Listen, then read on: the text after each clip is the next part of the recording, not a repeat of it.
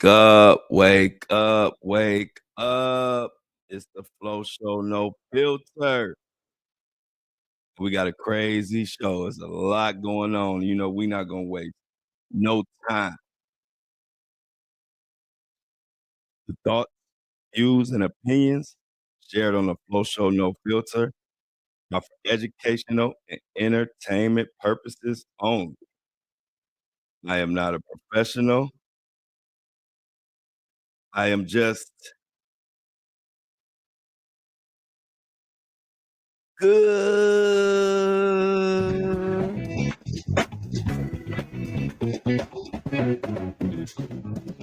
Ah, happy, happy hump day, Wednesday, everybody. As always, thank you for joining the Flow Show No Filter live. If you're live, 7:30 a.m. on YouTube, check us out.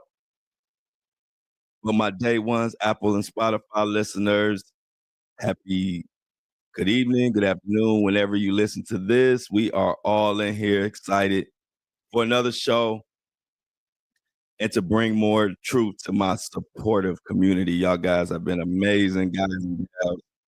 Y'all have been supporting, subscribing, hitting up the merch. No complaints here. Let's just keep it up, keep moving forward. Diddy is heating up. You can tell it's getting close to trial time. But Diddy is trying everything. He going after Warner Brothers now. We're gonna talk about that. Cuba Gooding Jr. also. If you watch me, you see his picture. Cuba Gooding Jr. got something strange going on. We're gonna get into that. And Jay-Z and Tony Buzbee are in like their 45th round of this heavyweight fight. And at this point, it's starting to get on my nerves. But we got more. We got another update on Tony Buzbee and Jay-Z. They just keep suing each other. And now they suing each other because each other suing each other. Now it's a lawsuit. I'm suing you because you suing me and vice versa. It's getting out of control. Also, what's been going on with Diddy Chefs? That's kind of wrapped up in the Warner Brothers situation. Diddy and his personal chefs that he's had over the time, they got a crazy relationship. We're gonna dive into that. And what else? That's about it. And then we're gonna go from there and see what else we got time for. Justin Bieber, just to throw that out there, he going off on paparazzi. He just cussed out paparazzi the other day in the desert. He try to get to that towards the end if we can. But it's trouble. If you are in Diddy's camp, you are in deep, deep, deep, deep, deep trouble. Ain't nothing gonna get you out of this trouble. See, when I was growing up, see, Diddy done pissed off the judge. He done pissed off the public. He even done pissed off his own attorneys. You know, the one attorney that quit. This so happens that attorney name was Rico. But he quit. Diddy pissing off everybody. Yeah, it's funny. And when you're pissing off people, it made me think back to when I was growing up as a child, me and my siblings. You know, I always talk about my mama, love my mama. My mama wasn't no joke. And see, the tactic that me and my siblings use to get out of trouble, it ain't gonna work for Diddy because he in big, big, big, big trouble. But what we used to do when you're in trouble is we used to start cleaning up. I don't know if you come from a family like that, but if you see your mom in a bad mood and she on the phone going off on bill collectors or going off on family members or going off on anybody, and you just sitting and laying around lounging at the house, lounging, well, my house, your ass better pick up you better run that vacuum or you better break that broom out or do something. You just start cleaning. And that was like your force field. You know what I mean? It's like my mom, as long as you cleaning up, or at least look like you cleaning up, or you ain't gonna get by. So that won't work for Diddy. Um, he's in serious trouble. I ain't up cleaning up in the world. He can't clean. He cleaned up the whole fucking prison. He's still in trouble. So It just made me think about. Matter of fact, yesterday my best friend was going off handling business. He manages a lot of people. He was handling his business, and his tone, he was going off so much. Start trash. It's just instinct from my mama days. Whenever somebody in the house is upset, or you around somebody that's upset, you even at a family gathering. If the family people start fighting, uncles and aunts, and they start fighting, if you a kid, best thing you do is start washing dishes, start cleaning up, look like you busy. Because if you just sitting around looking like you just lounging without a care in the world, whatever cuss out going on over there, coming your way, buddy.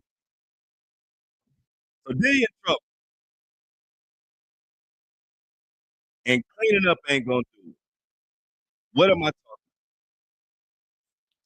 Well, he got a situation going on with Warner Brothers right now, and I'm gonna get into this Cuba Gooding Jr. little strange Diddy Cuba Gooding Jr. stuff. We're gonna get into that in a minute.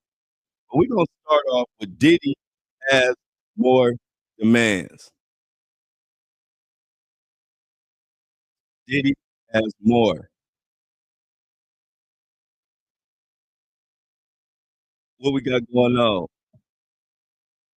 Oh, is it low? Are you guys low? Can you guys not hear me?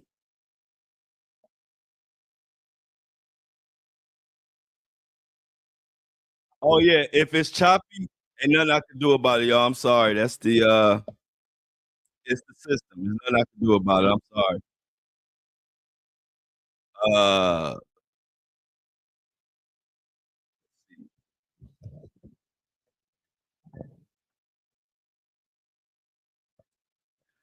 yeah, it's nothing I can do about it. I'm sorry if it's choppy. Let's see.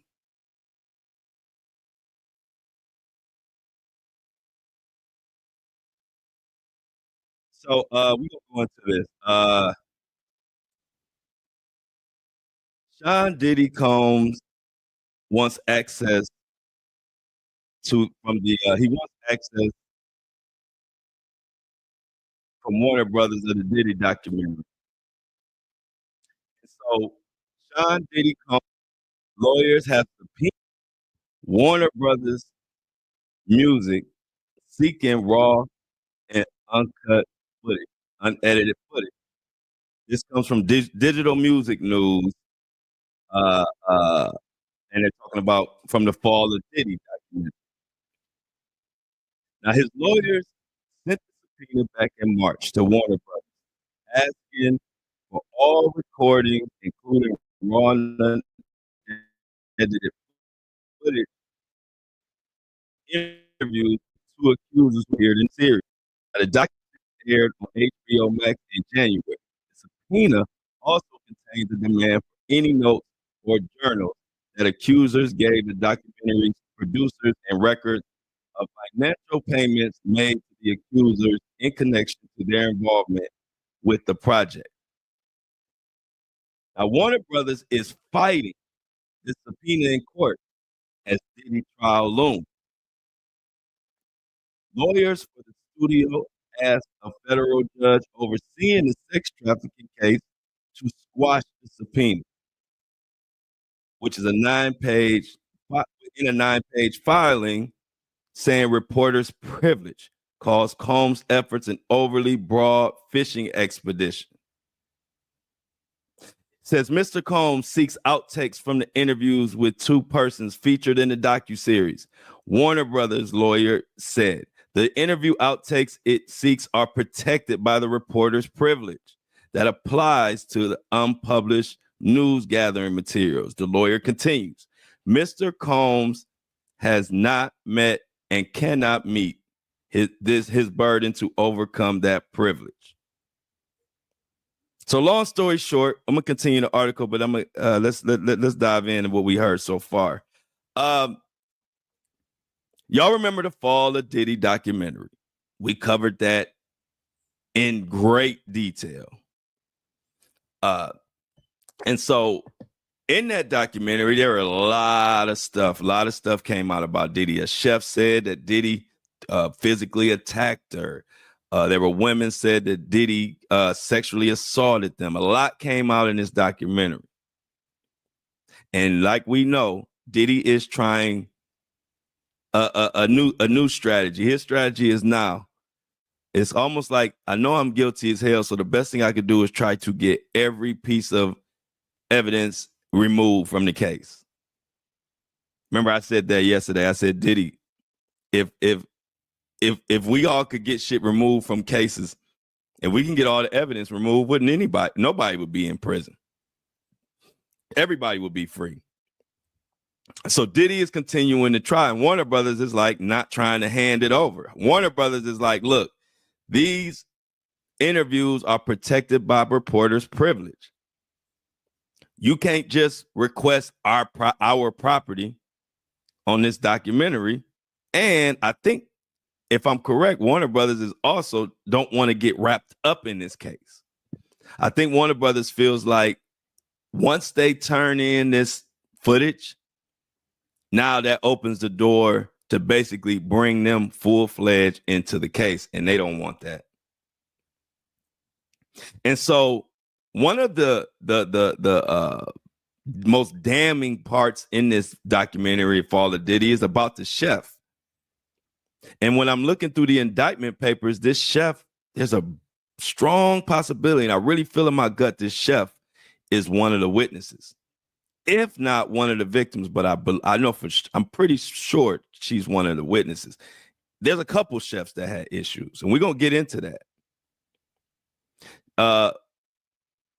The Warner Brothers files describe, the Warner Brothers filing does not directly name the two accusers whose notes and outtakes and Diddy's lawyers want to see. Instead, the filing describes them as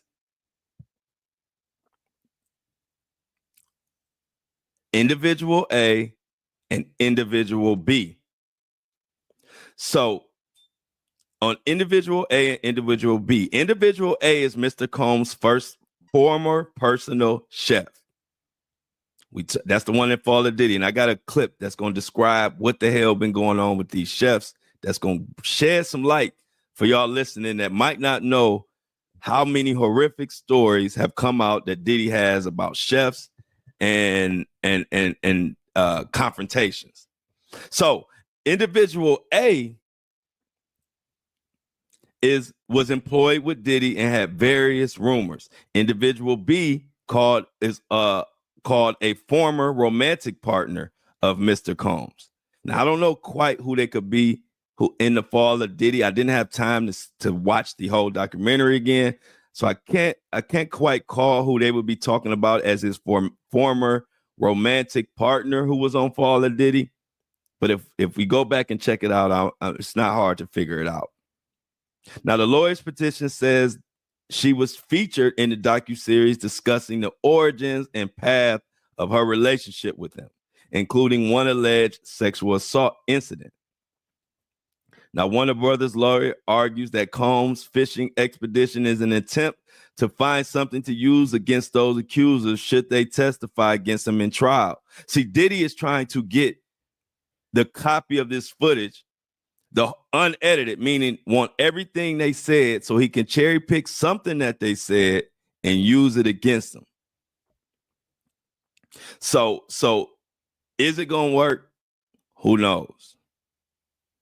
We might never know until after May 5th. So as it stands right now, Warner Brothers is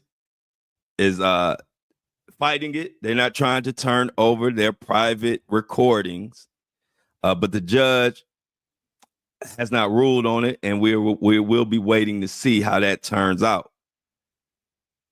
But it just brings another point up. Diddy's lawyers I just did a story yesterday and we talked about it. Diddy's lawyers are saying with the new superseding indictment, they have way too much evidence to combat. Basically, they're drowning in evidence. They're being overwhelmed with evidence, right?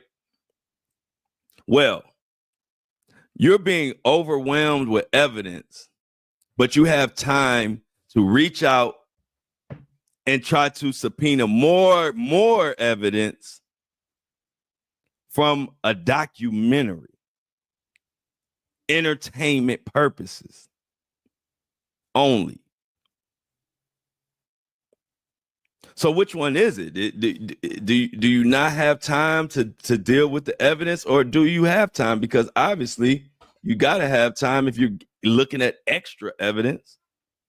You trying to subpoena footage that really don't have nothing to do with you or the case. That's a documentary that they put out and people telling their story. So you wasting the judge time, and it's another thing. I told y'all, watch how this as this plays out. Diddy has already got on this judge's nerves, and the trial hasn't even started yet. See, when you on trial or dealing with this, is the human element. The human element is always prevalent. Now, what do I mean by that? What I mean by that is we got laws, we got protocol to follow and judges, and everybody has a job to do. But one thing you can never discount is that we are all humans at the end of the day. And why am I bringing that up? Diddy, with all of these frivolous motions, is not doing anything but getting on the judge's nerves. I don't care who you are. We are all human. We all have feelings. And at your job, at my job, at anybody's job, nothing pisses us off more than somebody wasting our time and making us do work just for the sake of making us do work. And I'm telling y'all all of this because as this plays out, this is going to be another theme that's going to happen in the trial, and y'all going to be able to come back to me, come back to this show and say, Flo, you said it. You'll be able to tell your friends, hey, we talked about that on the podcast months ago. Watch what I tell you. This judge is going to literally hate Diddy before we even get to the middle of the trial because of stuff like this. All of these judges, it's like, okay, if you got a motion, cool. This is what we do. This is the court system.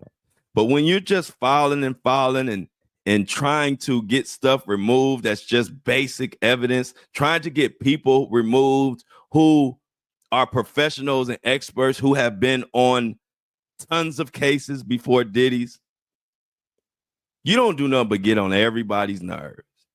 And that's what Diddy finding out.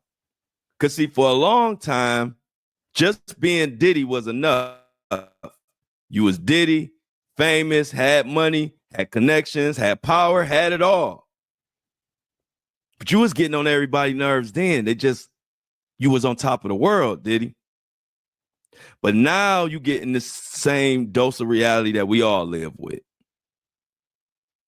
And now, once you lock behind bars and you take away the fame and the money and the image and the facade and all the cap, as the youngins say, you just left with the man. And now we removed all of that. Now you're just the person who get on everybody fucking nerves. You getting on the prison people nerves, the prison guards, the prison. You getting on every judge's nerves. You even getting on your own legal team's nerves. It's just that certain people will keep taking your money. But as we know, Mr. Rico, the lawyer who left Diddy was getting on his nerves. And we seeing it play out more and more and more. And I'm telling you now, watch as this trial starts and develops. Watch what people say. People going to be saying, hey, man, Diddy getting on this judge's nerve. This judge tired of Diddy. Watch. I'm always early. You watch what I tell you, because I can tell how Diddy is going into this trial. My uncles and all that always used to tell me, how you start is how you going to finish. And that is so true. And if you think all of this shenanigans and extra work for no reason, you think that's going to stop when the trials start, it ain't going to do nothing but ramp up.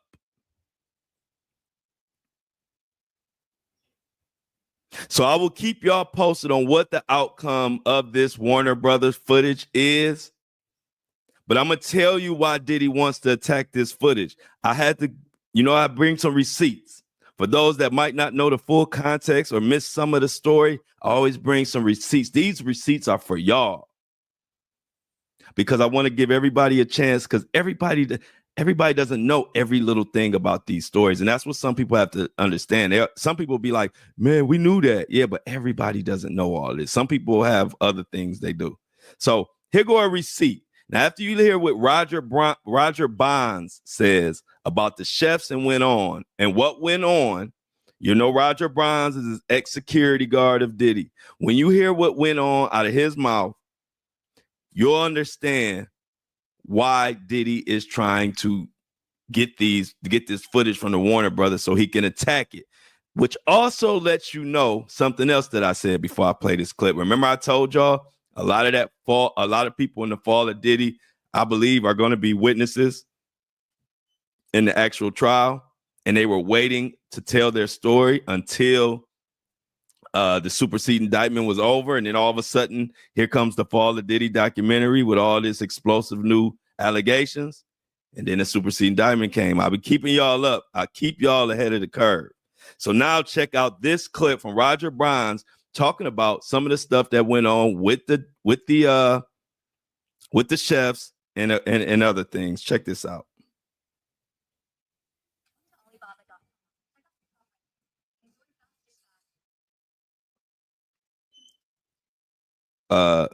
YouTube got 1 million commercials. Sorry, y'all.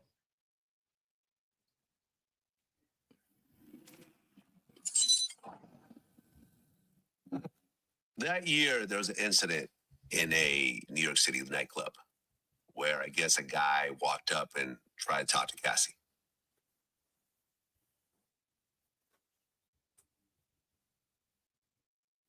Right. And Puffy got upset. Right. What happened? He smacked the guy. Okay. And we was outside the club, and then they came rushing him out. And I was like, yo, what happened? He was like, yo, man, he just smacked you. So we got to the house. By the time we got to the house, we was there for about a half an hour. And then he got the phone call that the guy would not press charges if he brought him down $30,000. So we went in the safe, got the $30,000, and they went and took it down to the guy. And you never heard nothing else about it again. Okay. And that same year, another situation happened with Diddy's personal chef. Right, Jordan Chiton? Chiton, yeah. Jordan okay. Chiton. How long has she been Diddy's chef at that point? She had been Diddy's chef altogether. I would say Jordan stayed there about 3 years.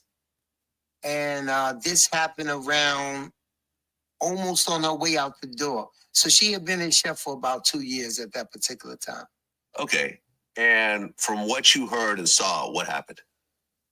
From what I heard specifically from her, you know what I'm saying? He put his hands on her. She said that he was very upset at her because she wouldn't let the cleaners inside the Alpine house. Puff used to live in Alpine, New Jersey. And she was there and she was looking out for the twins. Even though Kim had nannies, she trusted Jordan just to be her eyes and ears. Let me know, make sure that they treating her a certain way, make sure the kids is good. So it was a time that the house was really messy. And so I'm gonna continue, but just to catch you up. So the house was messy. And then the cleaners were coming. She didn't let the cleaners in because she didn't know that they were coming. She also helped nanny Kim's twins, which is Diddy twins as well. And Diddy ended up putting his hands on her. But he didn't only just put his hands on her. He actually sent her flying. And I'm gonna let this continue. But if y'all remember that back in the day when Will Smith, when his father would get mad at Jazzy Jeff and throw Jazzy Jeff out the house. Remember that scene? And for all my old heads, y'all remember Will Smith? Y'all remember Fresh Prince of Bel-Air when he used to throw him out? They saying that's literally what Diddy did to this chef. I'm gonna let him tell it. They had sent over some from the office. The office controls everything. So they sent over some people to clean the office. She'd never seen it because she was used to Mexican people coming over to clean the house. So when some black people came there, she wasn't sure if she should let them in or not. So she didn't let them in. So then the nanny came over and asked her to make some coffee. And she said she didn't know how to make the coffee.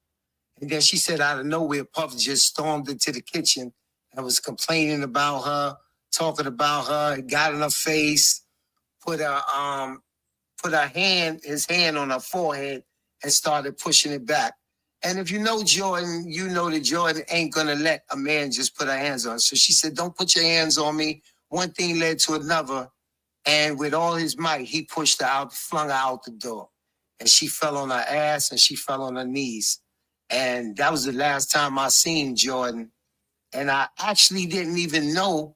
Everybody was talking about it the next day. But I was like, for real? She just quit out of nowhere? So I never really knew why she quit. But with everything that's going on with Cassie, she reached out to me. And she said it's really, really, really bothering her. Like, it brought back all the trauma and everything that she went through with Diddy, who was always screaming at her, yelling at her. And the fact that he put his hands on her, that it was kind of driving her right now. Yeah, I mean, the story I heard was he threw her out like on Fresh Prince. Yeah. You know, the way Jazz would get thrown out the front door, it was like that, I heard. Yeah, that's exactly what she said. It's crazy. Yeah. Well, if you know Puff, when it comes to women and it comes to his workers, that's not the first time. You know what I'm saying? His exact words to me one time was, watch me make her cry. Oh. You know what I'm saying? Watch me make her cry. Not even her Pacific. He had another chef who he had made cry. And I remember, I think her name was Danielle. And now there's another chef that he made cry. Remember I told you, Diddy and personal chefs, these women, it's been rocky to say the least. That's not even a good way to put it. It's been assaults going on. He got off on making them cry. He got off on making them cry. Do you understand what we're dealing with here? I'm going to let him continue, though. He had another chef who he had made cry. And I remember, I think her name was Danielle. And she cried, and she told me, she said, I'm going to call my father, Bonds. And she was getting ready to call her father to come talk to Puff. And I said, don't call your pops. I said, get yourself together. He didn't put his hands on her. He just was screaming at her. And I said, just get yourself together and think about it. And she had the day off. You know what I'm saying? She went and got herself together. And then the next day she came back, but she didn't stay for long. You know, it was like she had to get herself together and get a new job, and she left. Yep. That's multiple. Just right there, that's two chefs in one interview talked about putting hands on, screaming, making cry. And see, this has made me think about a lot of the little Mohawk ditties that come in my comments. You know, they very weak men, very weak men. We've seen this 50-year-old. I'm not talking about a little kid. I'm not talking even about a college kid. I'm talking about this 50-year-old man behind me in this picture, which is, for those that can't see, is Diddy. We saw this 50-year-old man put his hands. This ain't no speculation. This is 4K real-time domestic abuse. We've all seen it. Kick, punch, throw, everything to a woman that's look like she might not even be 80 pounds, 100 pounds. And we watch this 50-year-old man beat this girl on tape and video.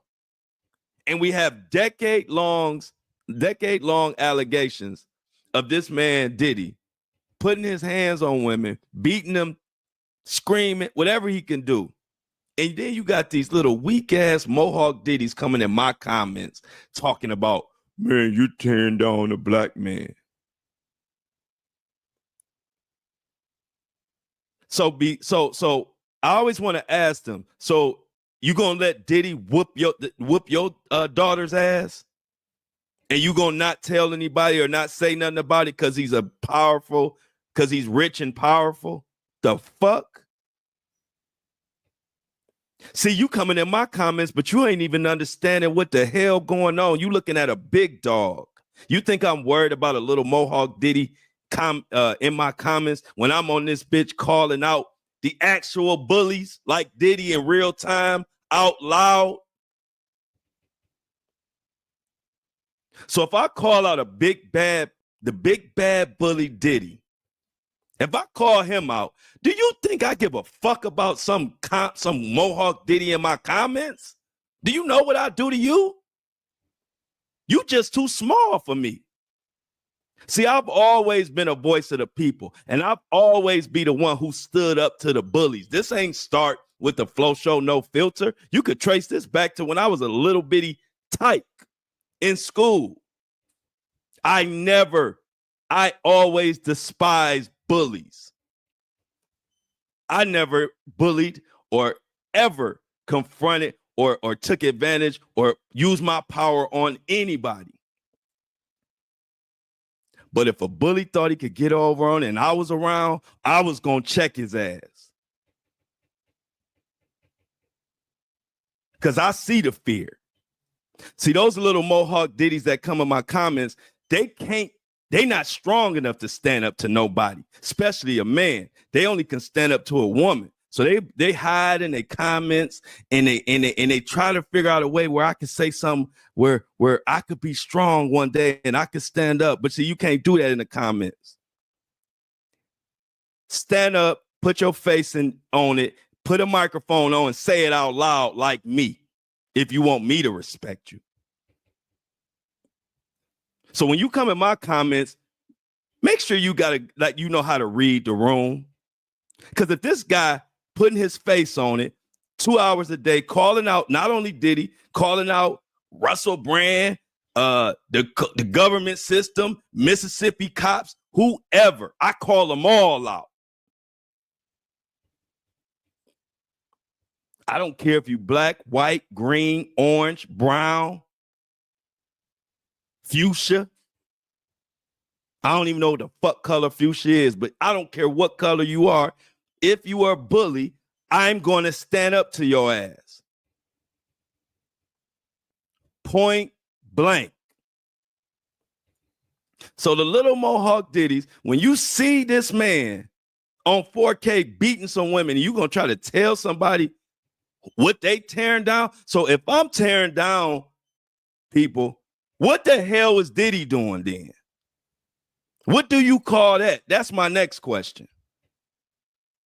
If me getting on the mic, presenting the facts, giving my opinion is tearing somebody down, then what do you call kicking and beating and throwing a vase and slamming motherfuckers? Because I really like to hear that. Because if you calling what I'm doing tearing down, I know you got a hell of a term for that.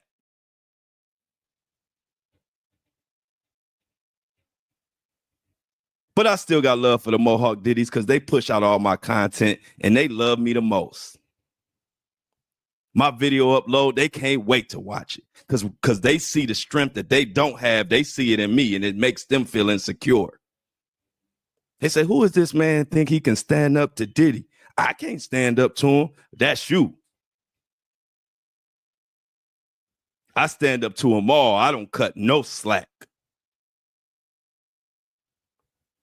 And it always pissed me off when I saw people getting bullied. That's always been something that pissed me off because I can't stand a bully.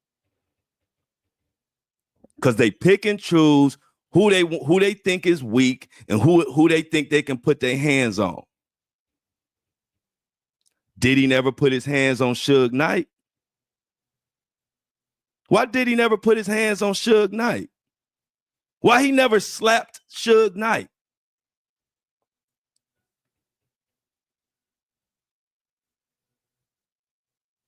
Why he never slapped 50 Cent?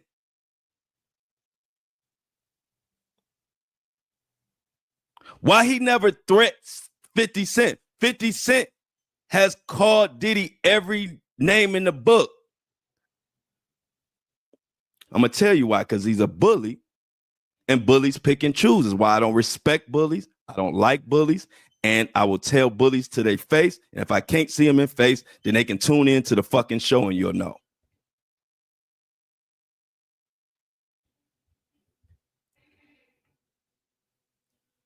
Now we're going to get into this weird-ass Cuba Gooding Jr.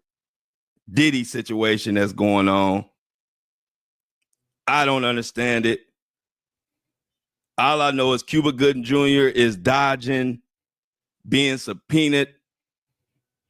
They can't serve him. They even saying they can't serve Diddy's kids, but I've been kind of staying off the kids. I don't really like, even the grown kids, I don't really like going too far. I might, if it's something that need to be talked about, but I don't go in on kids. Kids did, like my dad always used to tell me, kids didn't have to ask to be here. And even though some of Diddy's kids are over 18, they still kids. And with a father going through this and the mother, it's so much going on. I try to cut them and get them a little grace. But I ain't giving Cuba Gooding no grace. He hiding from being served. Like I said, they trying to serve his kids, but I ain't even going into that. They trying to serve Cuba Gooding Jr. And he been dodging it. And so I started doing some digging, y'all. I said, why is he dodging? What is he scared of? And I couldn't get no articles about it. I ain't gonna lie to y'all. I didn't see no. I said, well, maybe it's no big deal, because if I'm the only one asking about it, must not be a big deal. Oh, but I just had to be patient. What they say, patience is a virtue. It'll never hurt you. I came across from one of I love this publication, Radar Online, because they go where you need to go with these. They're not talking about the fluff stuff. Radar Online bring it to you. So check it out. This from Radar Online. It's almost like they wrote this article because they knew I was looking for some info. Because the title of the article is exactly what the hell I was looking for. It says, why Cuba Gooding Jr. is sweating over sketchy past as he's dragged into the horrors of Sean Diddy Combs' sex scandal.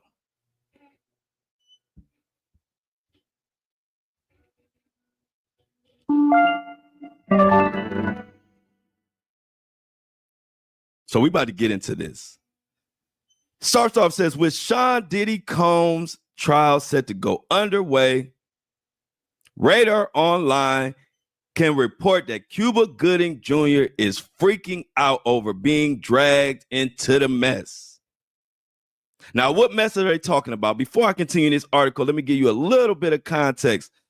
Lil Rod, the next biggest lawsuit that helped to take Diddy down or get him charged, Lil Rod had a lawsuit that spelled out a lot, and he's a producer that worked with Diddy. Lil Rod is a producer that worked with Diddy, and Diddy was showing up, was having him come in the bathroom while he was naked, sending people to get sex workers, all type of alleged trifling stuff. Well, in that lawsuit, Lil Rod detailed that he would be around Cuba Gooding Jr. and I think Cuba Gooding Jr. tried to grab his balls or I don't know, just weird, just putting his hands on him. He said he didn't like it. And so this is the mess that this article is talking about. So let's continue.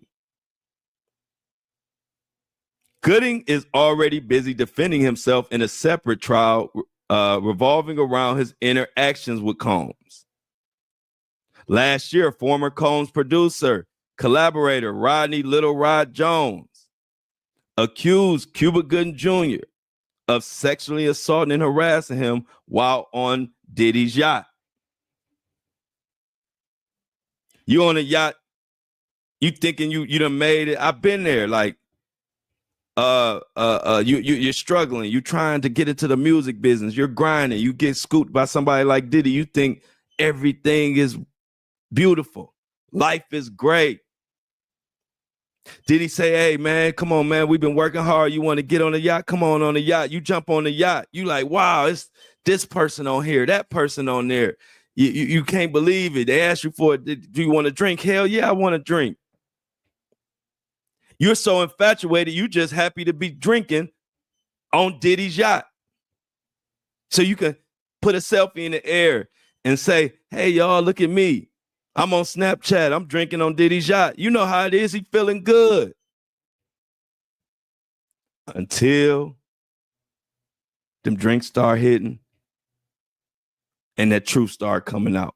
And you sitting down and Cuba Gooding Jr. asked you to sit down. Hey, Cuba Gooding, I remember you from Boys in the Hood. I remember when you was acting like you was about to go handle some smoke, and then you started crying and you went back home and your dad was happy. Remember that scene in Boys in the Hood? So you sit down, you talking to him, and next thing you know, you're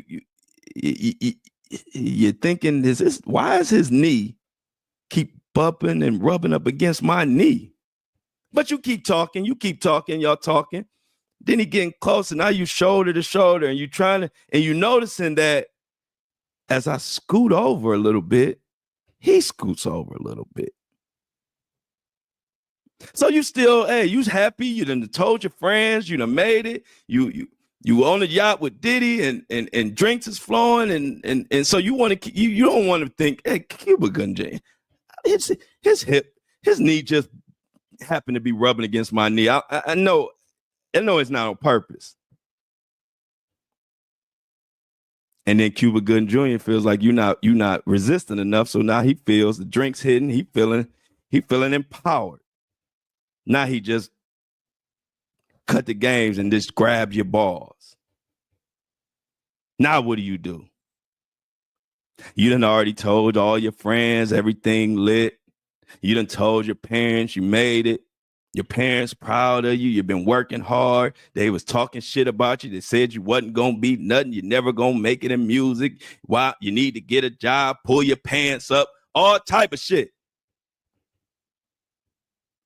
Because if you come from where I'm come from, back in the day, every conversation ended with pull your pants up. We come from the sagging era. If y'all know what sagging is, you have your pants, you showing your half your ass out, and no Diddy, and you're sagging, and I don't care what you got in trouble for.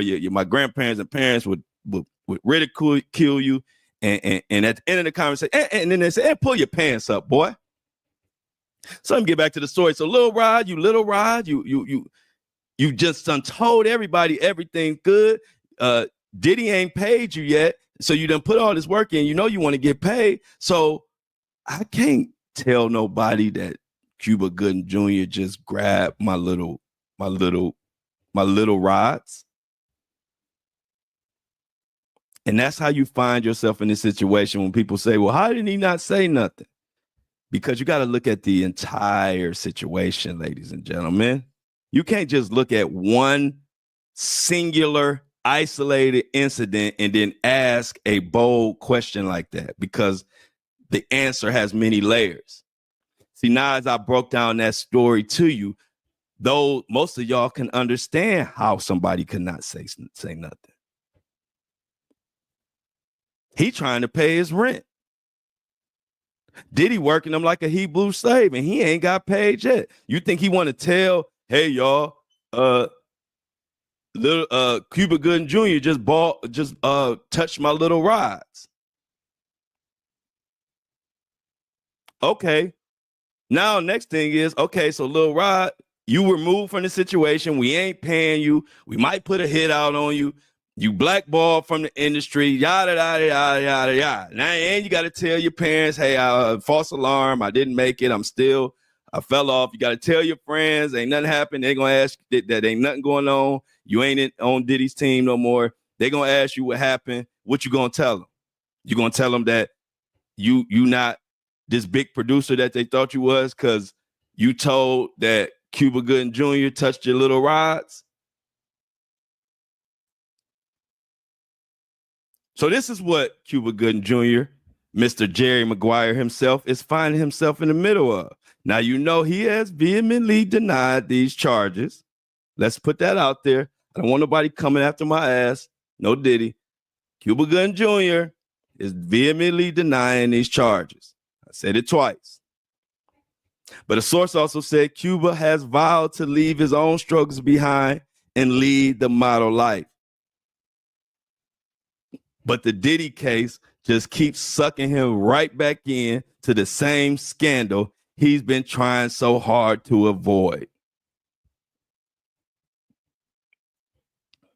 And one thing I can say about, because you know, any chance I could give y'all a little context of what I saw, one thing I can say about Cuba Gooding Jr. is I don't know if it's drinking or it's drugs, but he be on something. And you know why why I know that? I was in LA. This was around when I was in the industry running around rapping with Floyd and 50 and doing all this shit. Well, I was in a LA party, a regular party, not no Diddy party. This was at a regular LA club, regular degular. And so I see Cuba Gooding Jr. And, you know, I'm thinking at the time, I'm thinking of Cuba Gooding Jr. from Boys in the Hood and the movie. So, you know, I'm having him. I got him in holding him to the highest regard. And then I'm looking at him and he was drunk, acting weird. Just eyes look blush. I'm like, it was like the Cuba Gooding Jr. probably was the first celebrity that I ran into that it was almost like when you find out how the magic trick was done. Or you find out that ain't no Santa Claus. Because I never thought that Cuba Gooding was a drunk, weird, obnoxious acting gentleman in public. Now, this is why I know he had an issue. I was surprised when I saw him the first time, but then there were plenty of other times in LA where I would be at an LA party and see Cuba Gooding Jr. and the same thing, drunk, acting weird, obnoxious, loud. I was hurt. I love Cuba Gooding Jr. in Boys in the Hood, even up to I think he was in a movie that nobody liked. I think it was called Boat Trip. I even liked him in that horrible movie. And Cuba Gooding Jr. was just the first person I ran into and realized this celebrity stuff is not what you think it is at all. And see, the problem, or not problem, but the thing about me was I was the same person I am now. So I was looking at it like, what like, this is crazy. Like, I would never think you would be so obnoxious like this. Then I went on to meet more and more celebrities and realized, like, you know what, Flo? Celebrity ain't what you thought it was. And I'm going to leave it at that. So I'm not surprised at all. He is trying to do everything to avoid the negative publicity that's coming with this, Mr. Cuba Gooding Jr. The one thing y'all know about me, I only speak on, if I can speak on it and I saw it, I'm going to tell you what I saw. If I have no context, I'm also going to tell you that, like, hey, I don't know nothing about this person, never been around that person, blah, blah, blah. Cuba Gooding Jr., I've never been on no yacht with him or none of that, but I've definitely seen him in the club. And like I said, the first time it surprised me, but then as I start kicking it around in LA and seeing Cuba Gooding Jr. more, it was his regular. So when I see you getting drunk, obnoxious, acting a fool, people got to walk you out of the club and you are Cuba Gooding Jr., it makes me look at what Lil Rod's saying and saying, Lil Rod might not be making this shit up. Because I've seen Cuba Gooding Jr. out of sorts. multiple times. And it looked like when you see a college student at a keg party and he's in college getting carried out and this and that, you say, hey, that's college. You going through your college experiences. It's almost a funny story. I think I told you the funny story about when I downed like 12 straight beers trying to show off and ended up passed out in front of everybody, carried into the bathroom by some women, some college friends, and it was embarrassing. But that was college. When I ran into Cuba Gooding Jr. and he was running around like some dude at a keg party in college, he was in his 40s. At least. And so when you see a guy in his 40s or higher or older, multiple times drunk, loud, obnoxious, and acting weird in the club at that, I don't put much past that person. Maybe that's just me, but I'm looking hard. Now, y'all know it's innocent until proven guilty. But I'm just saying.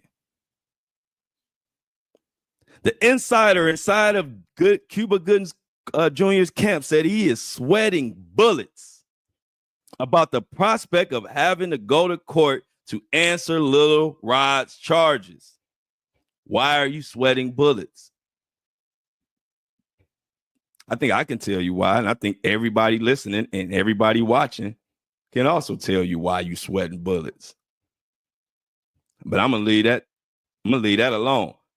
In the meantime, he's vowed to be an upstanding citizen and not to get into any more trouble at all. We shall see.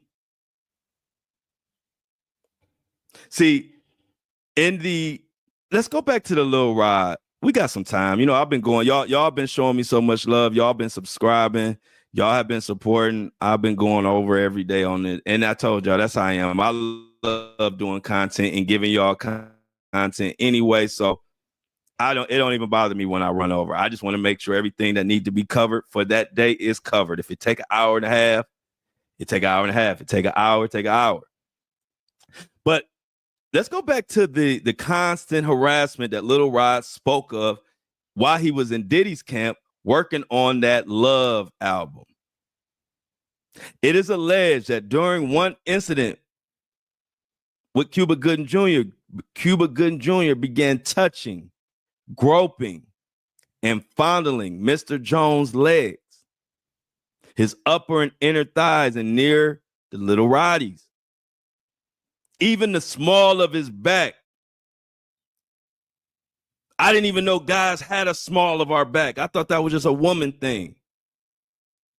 But according to this article, Gooding was even on Lil Rod's small of his back.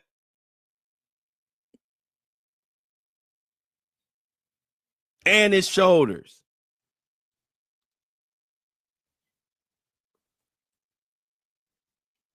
Is that why you dodging the paperwork, Mr. Cuba Gooding Jr.?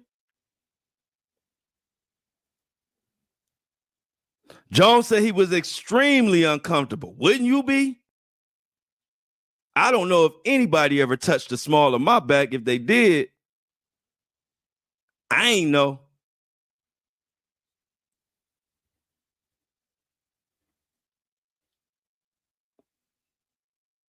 Jones said he was extremely uncomfortable. Proceeded to lean away, just like I told the story. You thinking like, at the time, I'm sure he thinking like, I know I ain't tripping. That was his hand on my thigh. Or maybe, maybe I done had too much to drink, but it feels like Cuba Gooding Jr.'s finger is sliding down the small of my back. I don't know what they put in this Ciroc. He said he rejected. He got to the point where he just rejected Mr. Cuba Gooding's advances. And it didn't stop till he literally had to forcibly push him away. And see, this goes back. Now, this is all alleged, but this goes back to what I said about this is another form of bullying to me. Because Cuba Gooding Jr. knows what hand. See, Little Rod, if you watch his interviews, he came from church, a church background. Little Rod came from a church background. Without being too, I don't want to disrespect Little Rod in any way. I'm just trying to get y'all to. I'm trying to paint a picture here. So follow me. Little Rod got a church background. He speaks very, very like passive, very low key, very laid back. But he doesn't strike you. He doesn't put fear to you. Let's just say that when you speak. And so it's people like Cuba Gooding Jr. that see somebody like Lil Rod, see that they are kind of timid, church background. You just want to put your hands all over this man because you feel like you can. Because I guarantee you, Cuba Gooding Jr. wouldn't put his hands on my shoulder or my back or my thigh. Or a lot of people, or 50 Cent, or anybody you name. It's a lot of people he would never do that to. But creeps like Cuba Gooding Jr. see somebody like Little Rod, and all of a sudden now they feel empowered and dominant and getting drunk and want to do extra. And so that goes back to my point. That is what pisses me off, y'all. I don't like that.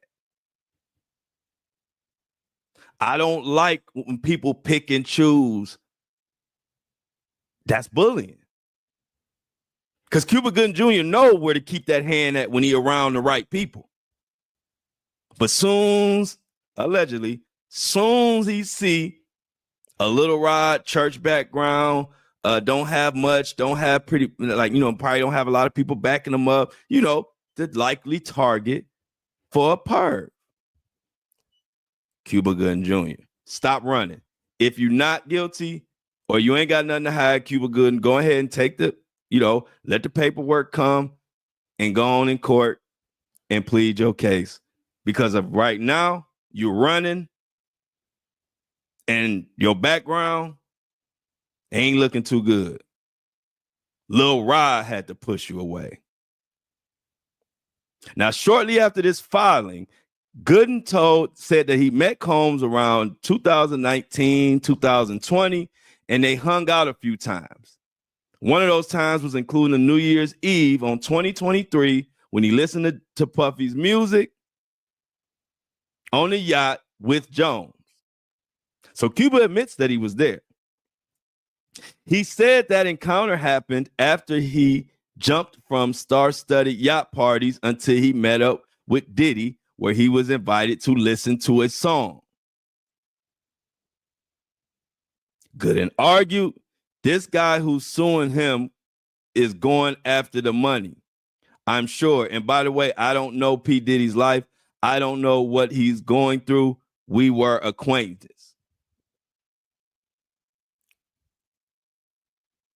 Cuba Gooding Jr., you don't know Diddy's life? You don't know what he's going through?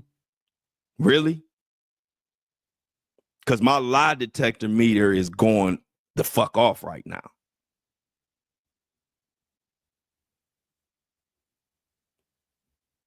He said they were just acquaintances. But do y'all know that at least 30 women have come forward over the past 6 years, of accusing Cuba Gooding Jr. of making unwanted sexual advances? 30 women.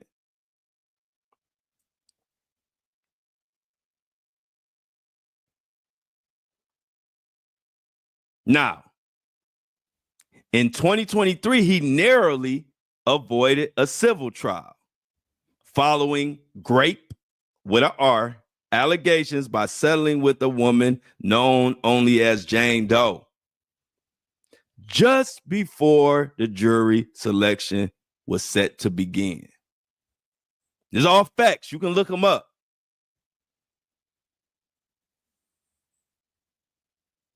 I ain't gotta you don't gotta make up nothing in this story. The fucking truth is crazy enough. You ain't even gotta make up nothing.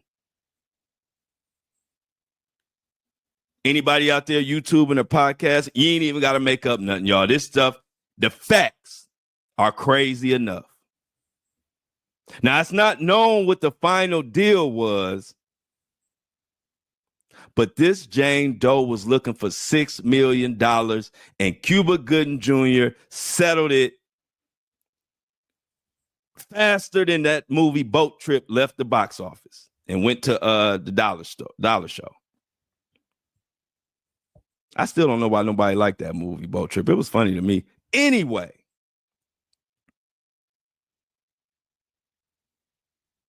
if you settle with somebody that wants $6 million and you settle right before the jury is selected, so that means you went far enough. You tried to go far enough and act like it wasn't real until it was about to get real. And then you settled. I'm going to go out on a limb and say it was some truth to that accusation. Because if you were paying it just to avoid the bad press or to avoid whatever, like, some of that, sometimes that's the reason they say, I just settled because I just wanted to avoid, blah, blah, blah. If that was the case, you would have settled immediately. But when a person settles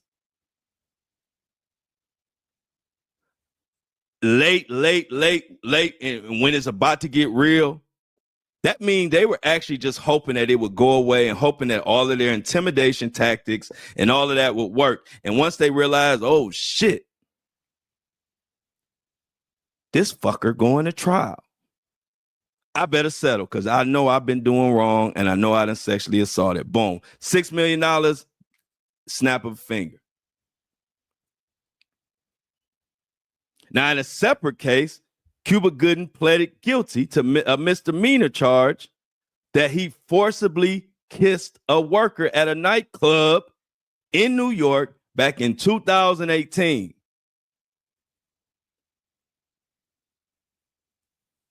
You pleading guilty because you forcibly kissed a worker. I'm sorry, Cuba Gooding Jr. It ain't enough Boys in the Hood movies, Boat Trip, Radio. Ain't enough movies in the world to make me look past all of this smoke. I don't know too many people that got caught charges for forcibly kissing people. You got a problem, bro. And when you see that this happened in a nightclub in 2018, think back to what I told you I saw with my own eyes. I saw a 40-plus-year-old man drunk and high out of his mind in the club and having to be escorted out with friends multiple occasions. I saw that with my own eyes, not Little Rod, not speculation. This is what I saw. So when I see that with my own eyes, then I see you actually have charges of forcibly kissing people. You settled out of court on a grape charge at the last minute, millions of dollars. And now Little Rod says what he says and you hiding from paperwork. What the hell am I supposed to think?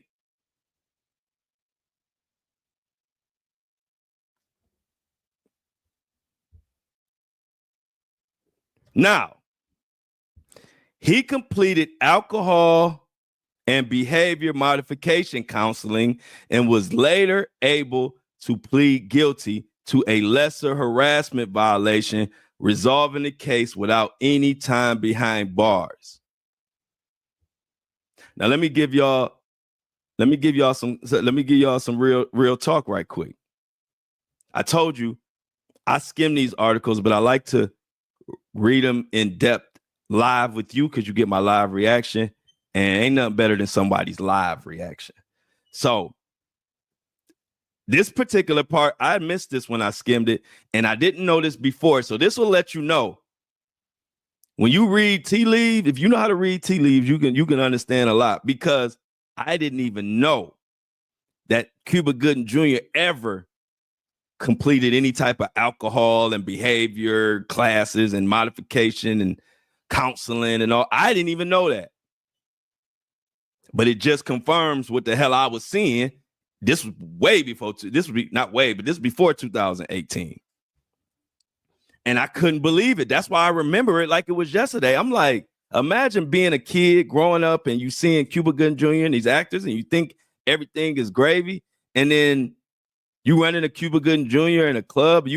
I'm thinking of Cuba Gooding Jr. from the movies, and he's just a typical drunk. And then you even say to yourself, well, shit, everybody get drunk. I had a drunk time. Everybody have a moment. But then every time I would be out, I would run into Cuba Gooding Jr. and he would be drunk out of his mind, high, acting obnoxious, and like talking loud and in people's face, and his friends would have to drag him out. So it was an ongoing thing. So now that I read into this article and saying that he went through that back in 2018, now it all makes sense. So I ask y'all, is Cuba Gooding Jr. just an innocent man that just bad luck runs into him, where all of these cases they just coming out of nowhere and people just want money? Because that's what Cuba Gooding Jr. think. He think people just want money. But no, Cuba, they don't want money. They just want you to keep your fucking hands to yourself. That's what they want. They want you to keep your fucking mouth to yourself. That's what they want. See, quit using money, because people like Cuba Gooding Jr., when I'm finding out a lot of these celebrities, see, they will do whatever for money and fame. And you know how they always say, we always think relative to ourselves. So because they are willing to go in that back room with Diddy for money, do this for money, do strange things for change, because they think like that, they think everybody think like that. We don't.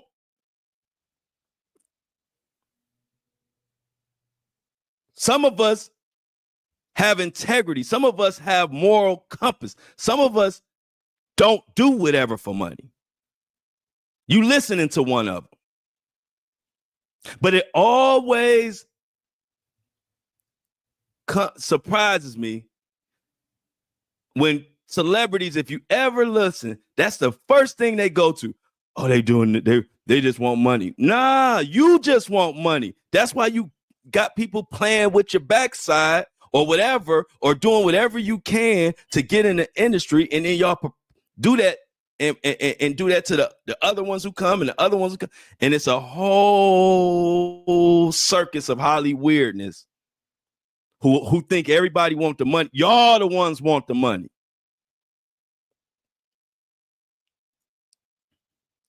That person that you had to do all that counseling for and pay out that money and all that, they didn't want the money. They would rather you just didn't grape them. They would rather you just didn't forcibly put your tongue or kiss them. That's what they wanted. And since you couldn't do that, the only thing you're good for is money.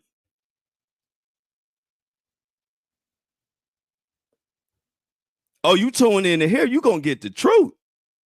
Nothing but the truth. And if I ran into Cuba Gooding Jr. tonight, I'd tell his ass to his face.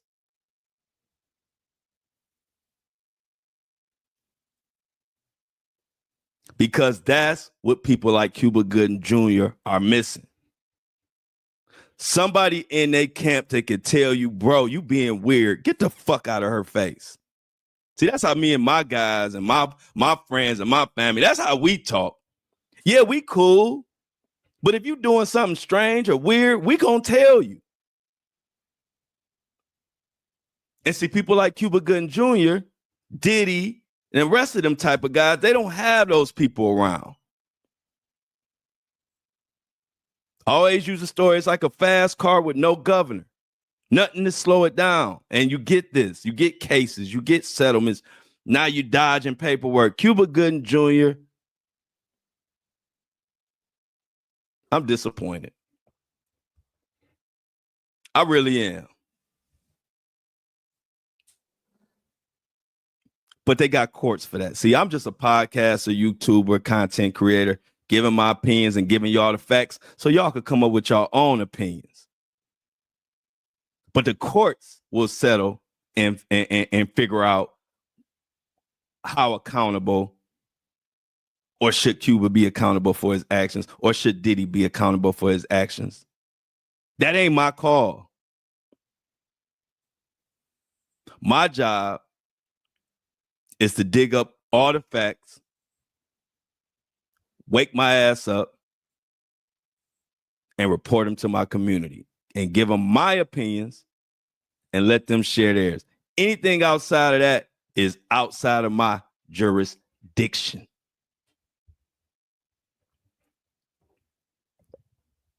So all the little Mohawk Diddies, y'all upset? Get out my comments. You can't do nothing there. Go to New York. Go help Diddy. Go put something on his books. Go stand out and protest. Go do something. Because I am. You ain't doing shit in the comments.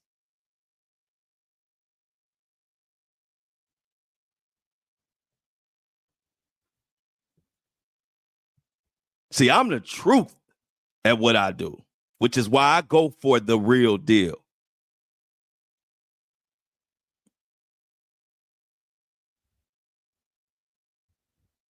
Cuba Gooding Jr. that went crazy on me. But let's continue, man. I ain't gonna beat the dead horse, but I've been waiting and looking for some Cuba Gooding Jr. information for like 2 months, and ain't nobody really been talking about it. Ain't nobody really been covering it until recently. So that's my 2 cents on Cuba Gooding Jr. Hope you enjoyed that segment. What else we got? We cooking today, y'all. We cooking today. But what would an episode of the Flow Show No Filter be without one thing, doing a Bieber update? You know, I got an update on Bieber. Bieber done cussed out some more folks. Can't blame him, but I got to tell y'all about it and what went on. Also, Jay-Z and Tony Buzbee. I got to get to that before we get out of here. But before we do all of that, let's thank the people who making this all possible. And the people that make this all possible is the subscribers. Why I say that? Because if it's not for the subscribers, I can't come in here and cover unbiased news and give you my truth.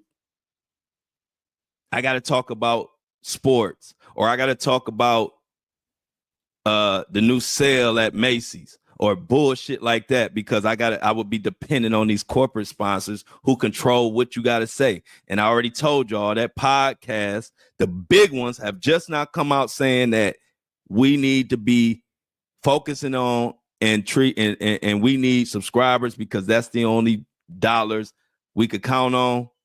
I've been telling my subscribers that for months, and now all the big podcasts are coming out saying it, and a lot of them are broke now, or technically broke, not broke in the real sense.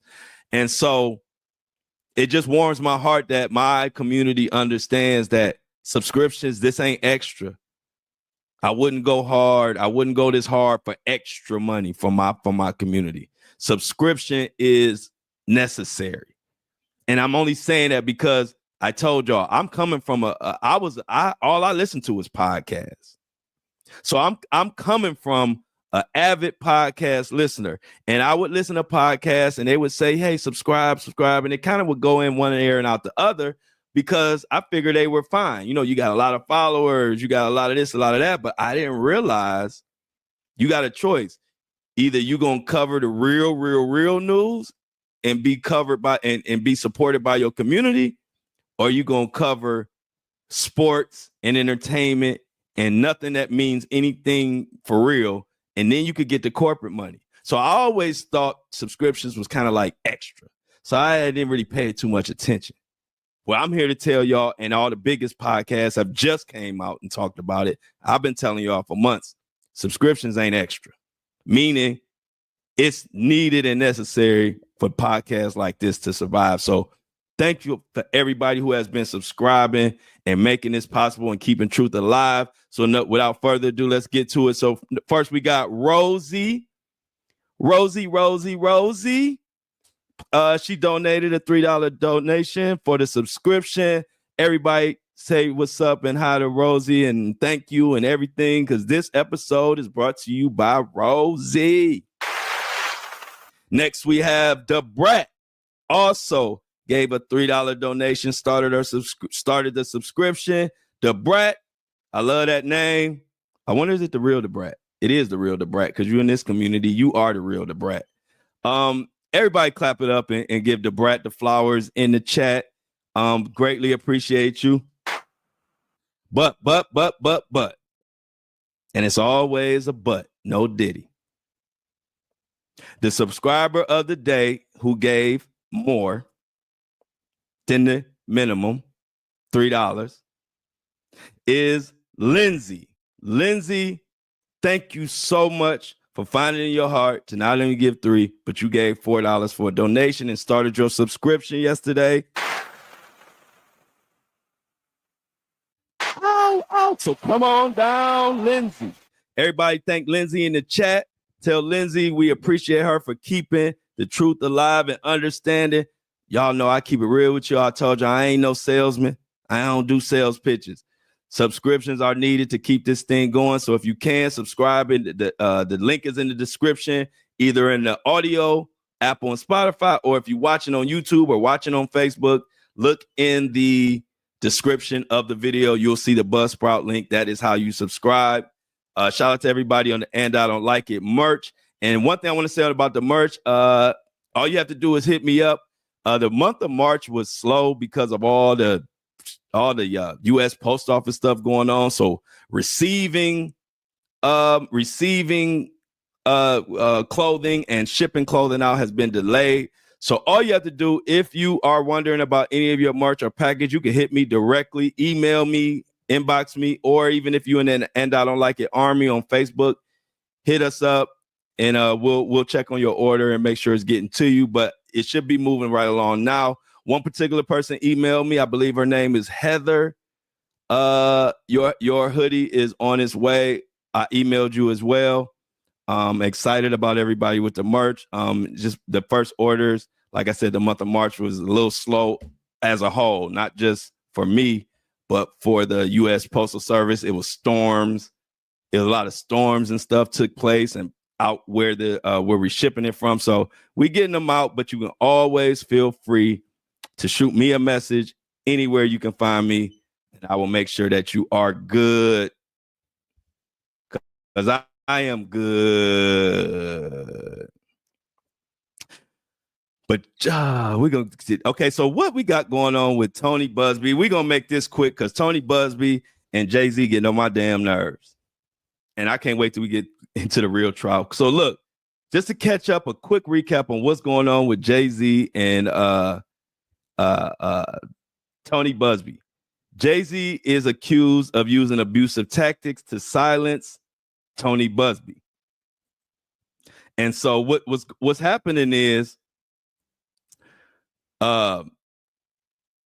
Jane Doe withdrew her claims, and then Tony Buzbee withdrew as an attorney on that case. And if you remember, that case was where Jay-Z and Diddy were allegedly raped or sexually assaulted a younger female that was not of the correct age.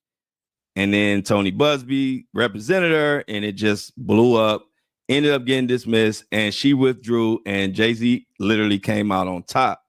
Well, Buzbee is saying that they had a secret, I don't want to say secret because it wasn't a secret, but had a deal.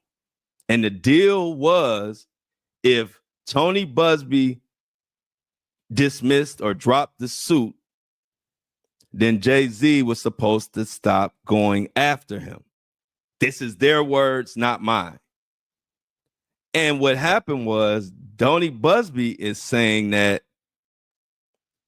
he withdrew, his client withdrew, And then Jay-Z came back suing and doing all type of stuff. Anyway, I'm only telling you what they're saying. At this point, I don't really have too many opinions on this particular situation because it's kind of like in the court's hands and they kind of saying the same shit they've been saying. But this is a recent article and a recent development. I just want to keep y'all up to speed where we're at right now. So as of right now, Tony Buzbee is trying to get Jay-Z's suit against him, defamation, different other things. He's trying to get it dropped because of this quote unquote deal that Jay-Z and Tony Buzbee were supposed to have. Now, is it a solid deal? There's no paperwork, so who knows? But right now, we're waiting on the attorney. I mean, not the attorney. We're waiting on the judge to rule or not rule if this lawsuit with Jay-Z going after Tony Buzbee to see if it will continue. Like I said, I don't want to spend too much time on that. Just keep you update. And another update before we get out of here is everybody that lives in Bieber land. Belieber. If you're a believer, listen up. Got a update on Justin Bieber real quick to let you know what's going on with him. And we will definitely as soon as it's pull up, we'll definitely get into this Bieber situation where it's not pulling up. Basically, what happened is Justin Bieber is being harassed by the by paparazzi. Y'all already know that. Y'all have seen all the different scenarios where Justin Bieber is trying to get away. They're saying he is on having a problem with drugs. I don't know, but I just know he is going through it right now in his marriage and all type of stuff. And now we have another recent situation where he has attacked or gone off on paparazzi from following him around. And it's just getting to the point where you just want to, I'm sure he just wants to be left alone. So this is Yahoo Entertainment. Real quick, a little Bieber update for everybody. I know a lot of my community have been wanting to keep in close contact of what's going on with Justin Bieber. So let me just bring you this before we wrap this up today. Justin Bieber seen blasting paparazzi for following him in California desert. He said, "Give me a break for 2 seconds." Now, what happened? Justin Bieber recently slammed the paparazzi, calling them assholes. That sounds like something I would do, for filming him during a coffee break in California. Now, in the video, Justin Bieber didn't mince his words when speaking with the photographers who have seemingly been following his every move. Justin Bieber's strong response came days after people have began voicing their concerns about him, as he has posted photos of himself appearing to be smoking some Mary Jane out of a bong and other different situations. So Justin Bieber is seen furious when he sees the paparazzi following him and says to leave me alone. He says, "What the?" Bieber said emphatically. In the desert, they followed Bieber to the desert. He didn't stop there, calling the members of the media fucking assholes. And I quote, "Why are you guys out here? You gonna record me and shit too? Give me a fucking break for 2 seconds." Those are Justin Bieber's words. Although they sound like my words, but those are Justin Bieber words. Bieber's blow up on the paparazzi arrives weeks after the singer revealed he is struggling with anger issues in a personal message that he left on Instagram. And I'm going to just say this quote before we get out of here of Justin Bieber. He says, "I got anger issues too, but I want to grow and not react so much." Later, he posted another set of images saying, "I think I hate myself sometimes when I feel myself start to become inauthentic. Then I remember we're all being made to think we're not enough. But I still hate when I change myself to please people," he stated.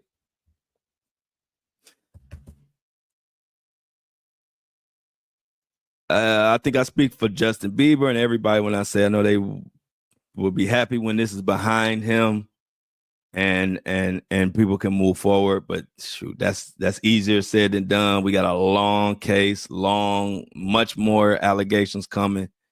But I like what he said, and that's what I want to leave. That's the note I want to touch on before I get out of here. Be yourself. Nothing makes you happier than being yourself.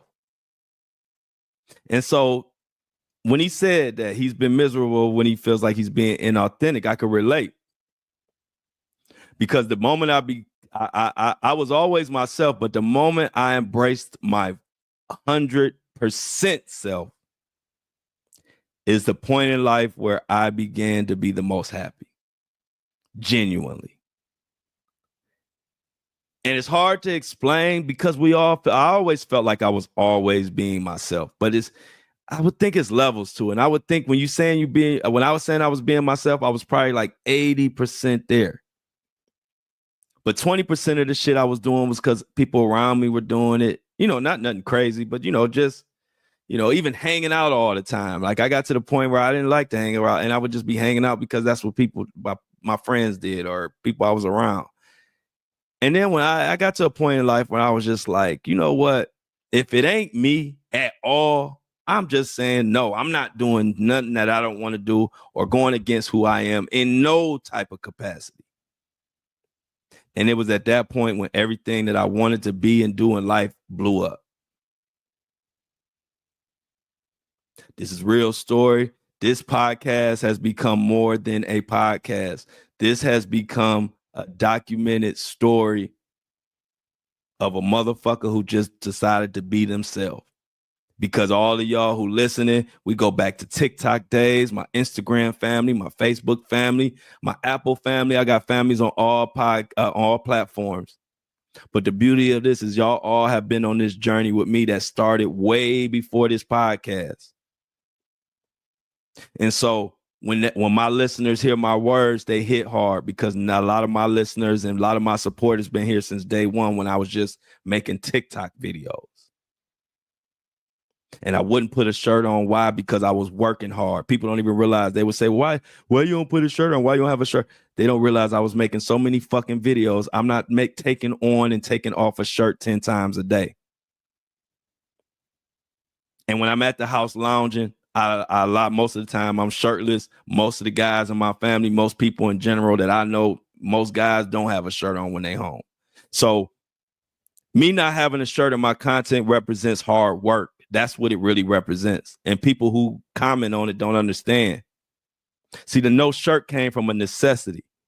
I had to make 10 to 15 videos a day to get here to where I'm at right now.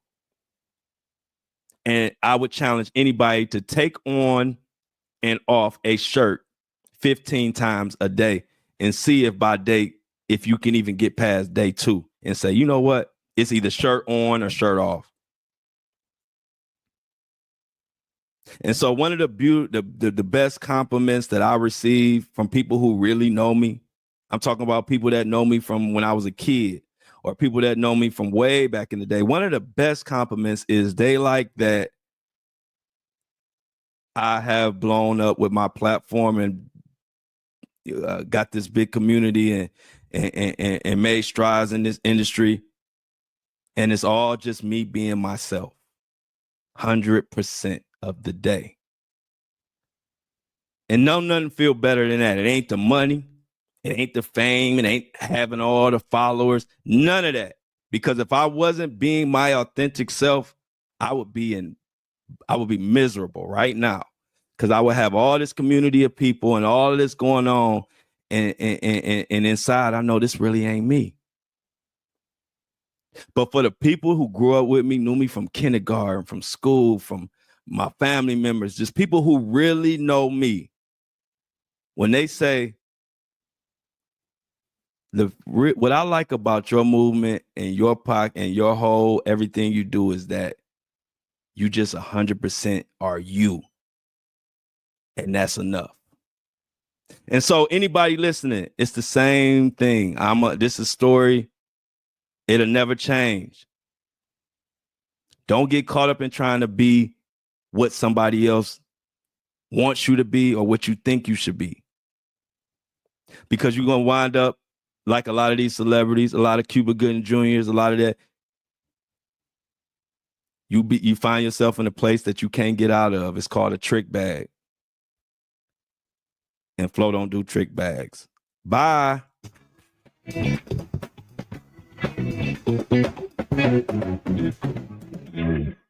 As always, I love y'all. But I'm out.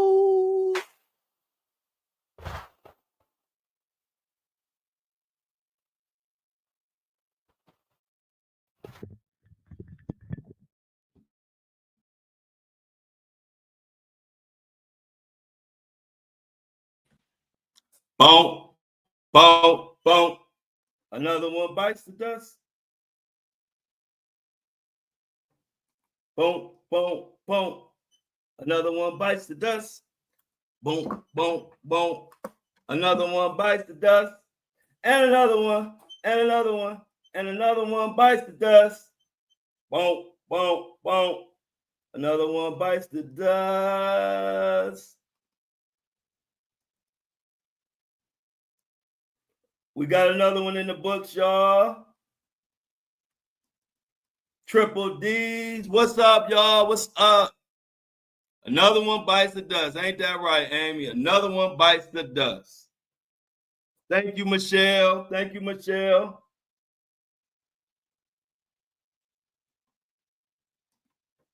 Damn, I got more announcements. I always have a lot of announcements, but I was going so long. I said, let me let these people go.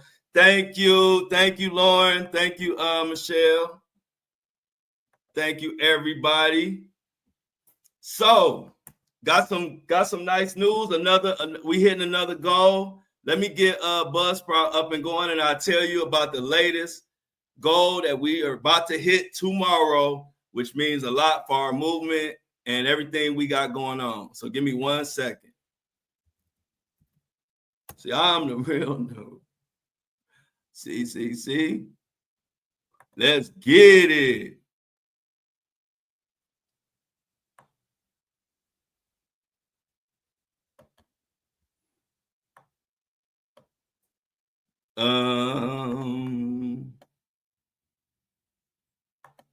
See, what the hell?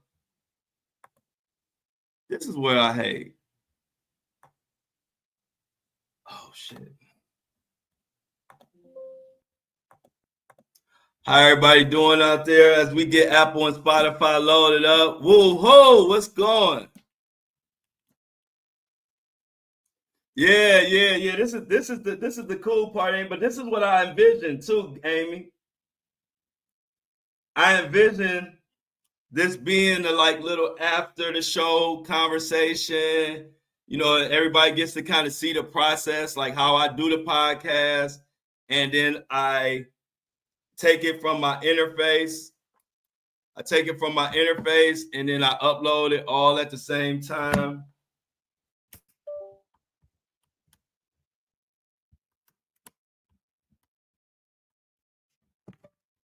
And we get to have a little sidebar conversation and everything. So yeah, I like that. I enjoy that part too, Amy. But yeah, we break it down. It ain't broke down until I break it. Hey, look, it ain't broke down until I break it. But yeah, y'all. So Apple and Spotify is processing. Let's get into it. Talk and laugh and have fun. Yeah, it is. It's a great thing. We get to talk and laugh as it uploads. Because I'm gonna tell y'all, I tell y'all. Oh, so hey, Mini-Me, I'm glad. Let's get into this. Mini-Me is about to help me segue until what we got going on, Mini-Me. I'm glad you asked me. And just like Michelle, you can be on top of me. I want to be clear. You can be on top of me about the Detroit date. I love how y'all give me reminders and be on top of it. So don't ever think you can't ask me about something, because trust me, I appreciate when y'all bring stuff up because it helps me explain stuff that I might have forgot. So don't ever, I'm never the type of person that get upset about somebody being on top of handling business. I love it. So I just want to throw that out there. Like, always don't ever be worried about asking me about something or anything. It don't bother me at all. I like answering questions and being on the same page. So glad you brought this up, Mini.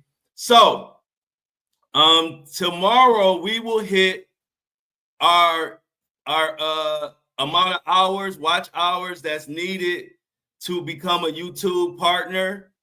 So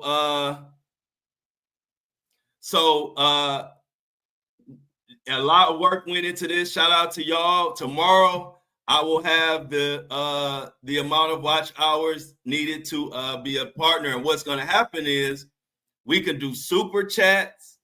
We can do everything that they be doing on YouTube. We'll be able to do the super chats.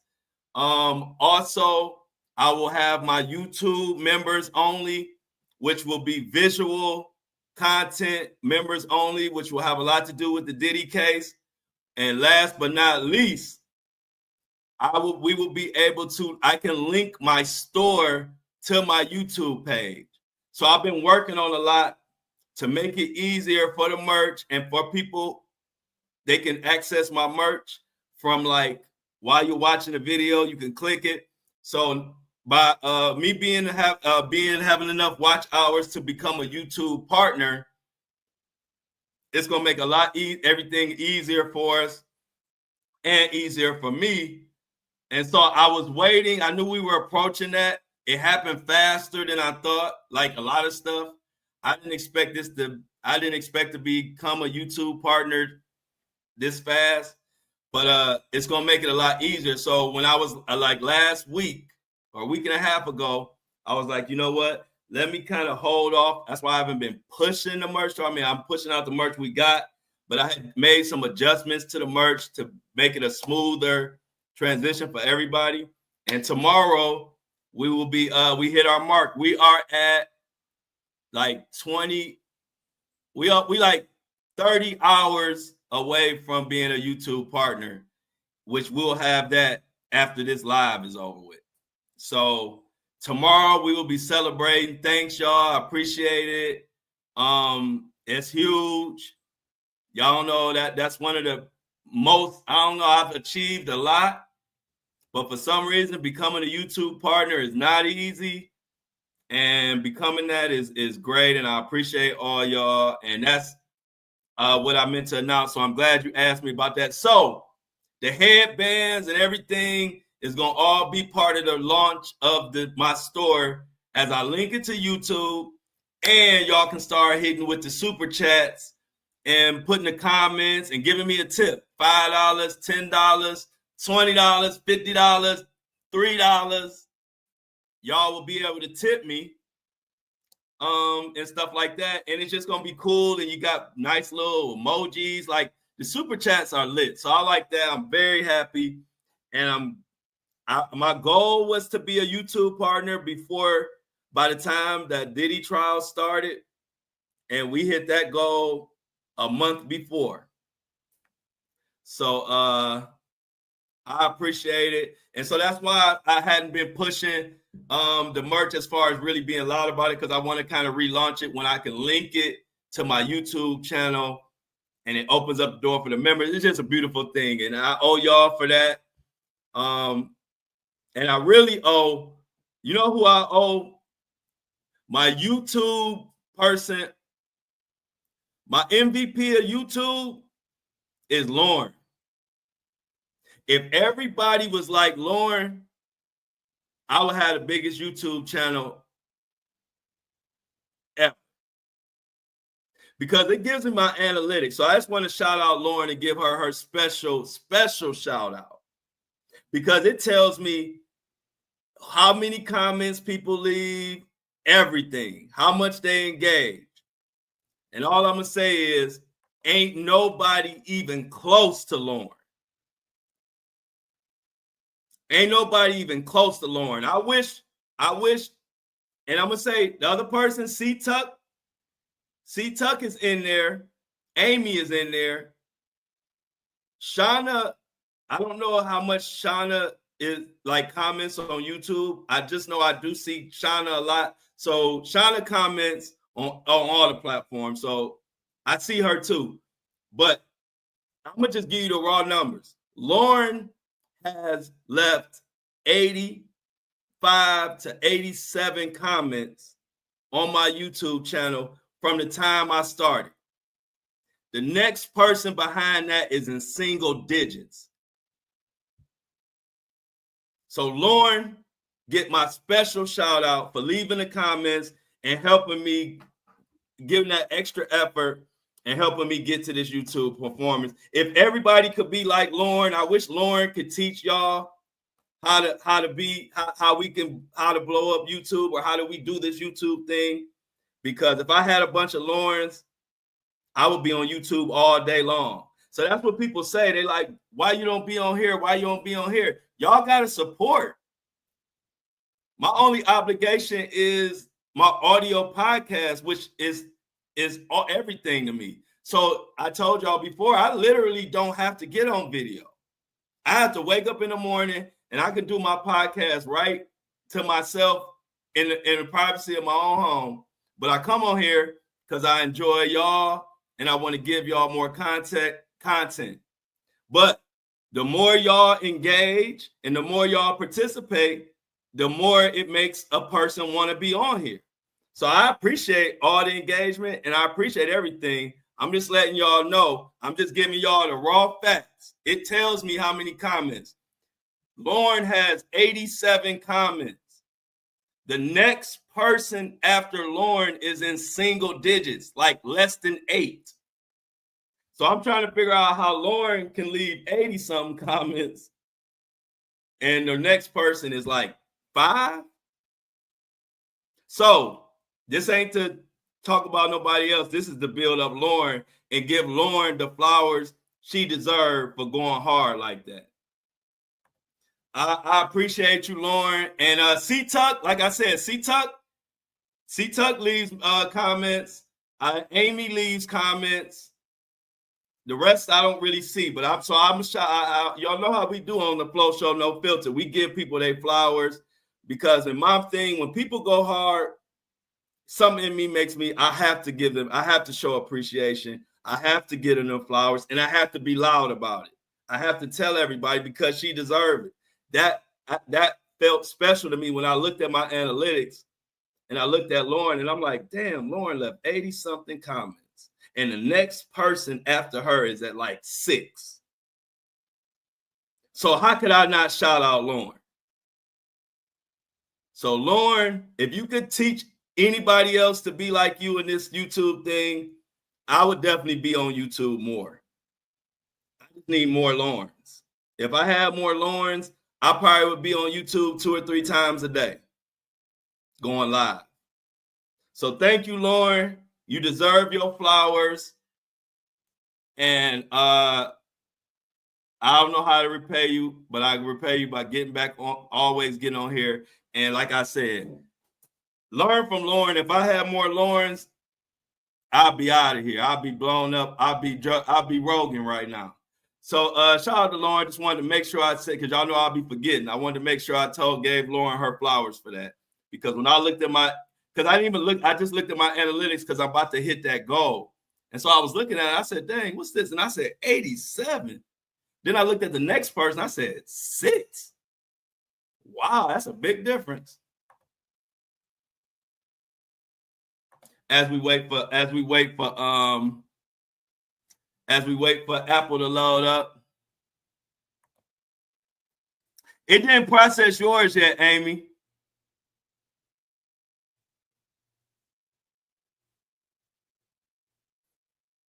If you talking about on YouTube, Amy, I don't know if you're talking about on YouTube or you're talking about everywhere. But if you just recently did it, it might not show all of yours if you did more of them recently. Amy, so I don't know. I do, but that's why I said Amy and C-Tuck, I'm just shouting out the people that I see that do a lot of commenting and giving them their flowers. Amy and C-Tuck, after Lauren, is Amy and C-Tuck are the other consistent people who comment and help push it into the algorithm. Outside of that, it's like one here and there. But like I said, it's just I just like to give people the flowers that deserve it, because y'all don't have to comment. Don't nobody have to comment. But Amy and C Tuck and Lauren obviously see how important it is, and they take it upon themselves to make sure they comment on my YouTube videos. So I appreciate y'all for that. Just got to give Lauren her special shout out, because she had 80 something, and that's just unbelievable. And thank you. And let's just keep it going, and continue to grow. Yeah, Amy found the subscription button, y'all. It's a work in progress. That's why I said each one teach one. We're gonna teach people. That's what we need, Shauna. We need comments. I'm uploading comment like a hey, look, I'm on video like a crazy stalker. I'm a crazy Diddy stalker. I'm 2 hours a day, 5 days a week. I'm a crazy Diddy stalker. So hey, look, we all stalking. That's what it takes. Hey, that's what it takes. If we had, look, we could call it whatever we want. I just know if I had more Laurens, I'll be on YouTube all day long. I'll be going live all day long. If I just had 5 more Laurens, I would live on YouTube. Don't keep asking me, hey, look, comment, share, and follow. Don't ask me about why I ain't on this, why I ain't doing this, why I ain't doing that. Because you ain't going to want to hear the answer. Like I said, support it, make it worth both our while, and I'm there. But hey, look, Lauren doing her thing. Like I said, I didn't even know.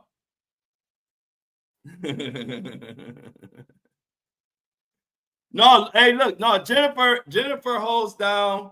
Let me give Jennifer. Well, I already gave Jennifer her flowers. Jennifer holds down the "And I Don't Like It" army. And you got your flowers, Jennifer. You ain't got to explain this. You got your flowers. You be holding down the army. So it's all good. Everybody plays their role. But we do need more YouTube engagement.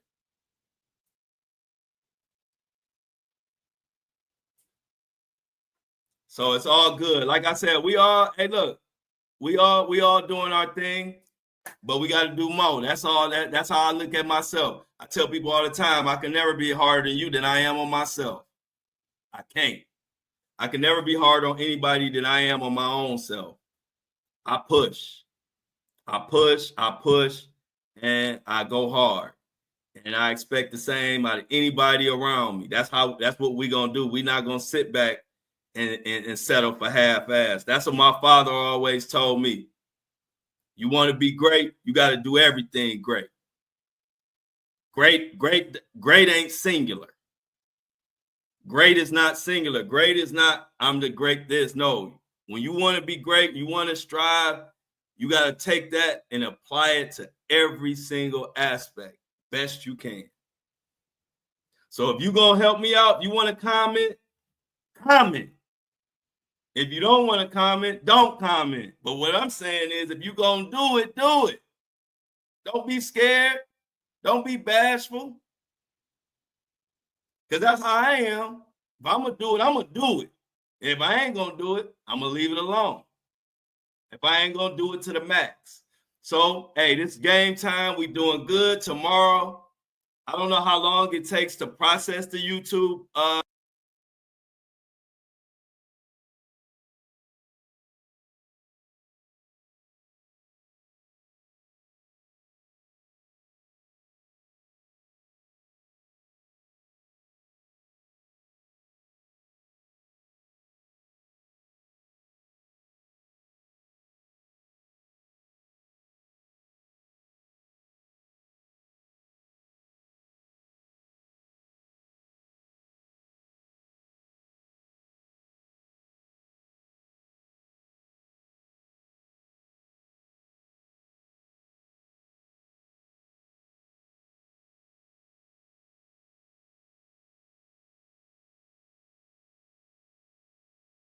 every day around the same time. Ain't it crazy?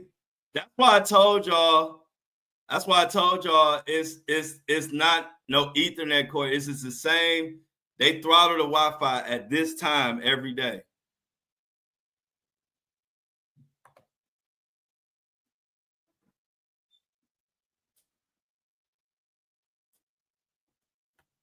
Come on, man.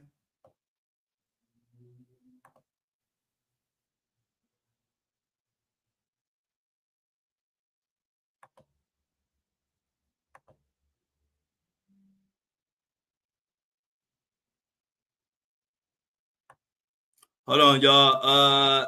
When that happened, Apple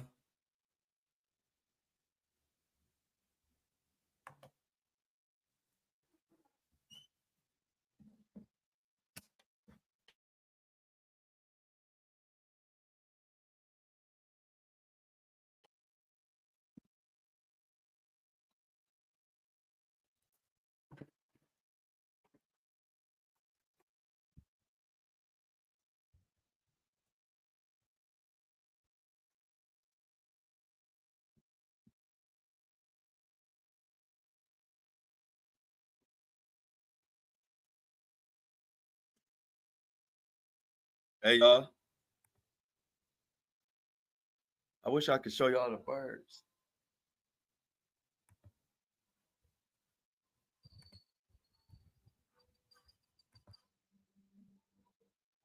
There go my birds, y'all. They always out here waiting on me. But when I come out here being loud, they get scared. But that's like the mama bird. That mama bird always come here and she be chilling. See how she be a little nervous because she don't know because I'll never come out here with my laptop.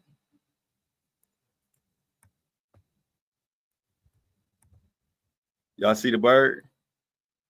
Look at the bird, y'all. That's my friend. That's my friend right there. I didn't find the nesting spot. Yep, I'll be feeding her. Yep. I give her sunflower seeds. And like when it be raining hard, that's when she come over here most of the time. She come here when it's raining hard. She get out of the rain. But like she'll chill with me. But if somebody come out with me, then she gonna fly away. Yeah, she be pooping everywhere. She poops everywhere. She poop right there. She poop. That's her pooping. That's her toilet. She'll turn around. She'll face the wall. Look, when she'll face the wall, and then she'll shit right on the side. And then the cleaner's got to come clean it up. But yeah, that's my friend. See how she chilling? She comfortable with me. So yeah, the birds. Oh man, okay. It look like we got a little bit better service now, y'all. Yeah, these my friends. But if y'all came out here with me, that bird will leave. That bird only comfortable with me. I want to do that bird know that she on a podcast right now. You on the Flow Show, no filter. Okay, good. Yeah, and I'm everything's pretty much moving a little faster. No, I was scared. I was scared to mess with them eggs. Oh, some hamburger meat? All right. Raw or cooked? Raw or cooked hamburger meat, Amy?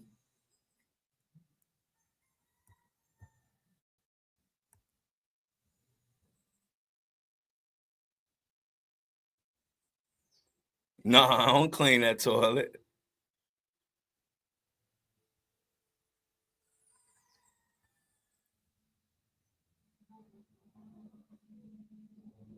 With my boy C Tuck.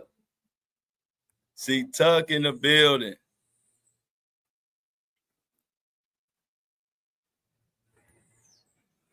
I got bird friends. Hey, look, Even the birds think I'm cool. Okay, raw. All right, I give her some raw meat. No Diddy. It's a shame I got to come outside every day to upload my podcast, but it's cool because I like it out here. Nice weather. Puerto Rican skies.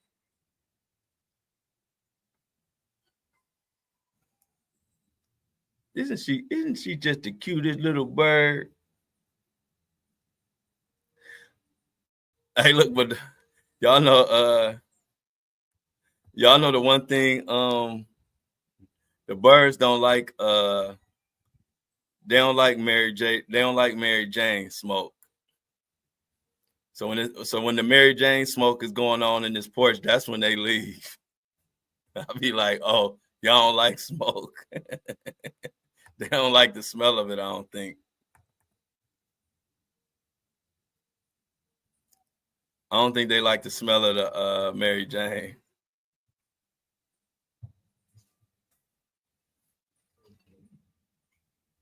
Oh, they've been going at it all night. Look at the poop. See the poop?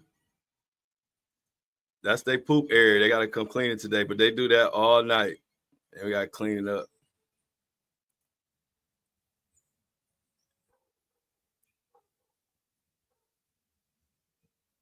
They don't want no smoke.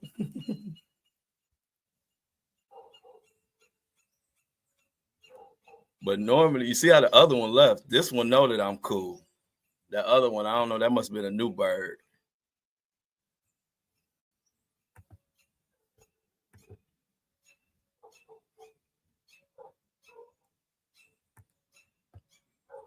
Yeah, y'all. So tomorrow we hit our next goal. Our goal of being a YouTube partner. A YouTube partner. I'm scared to move this thing. Amy, you saying she about to lay eggs right now?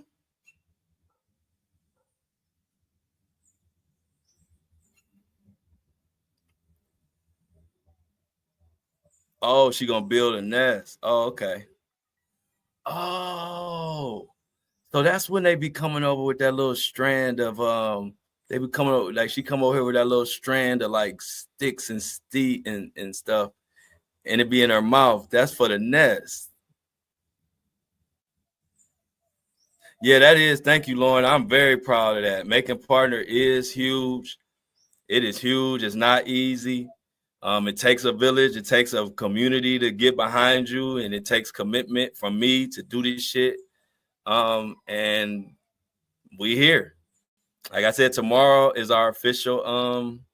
Tomorrow we officially hit the number, and then I think the process maybe takes a week. Once you hit the number, I think it takes like a week to process. We'll know. I'll walk you through I'll let you know how it go, like the whole process. But yeah, YouTube partner is huge, and I'm ready to keep going. Just keep pushing. My goal is to dominate every single platform. I want to dominate every single platform. Thanks. Yeah, y'all see her belly? Yeah, y'all see her belly? And let me definitely give thank Michelle again. But she's saying look at her belly, but I just want to make sure I thank Michelle again. Because y'all, she been helping. She a big reason why everything's coming together in Detroit. So Michelle, thank you again for helping push that forward. I can't wait to come to Detroit. I might bring my bird.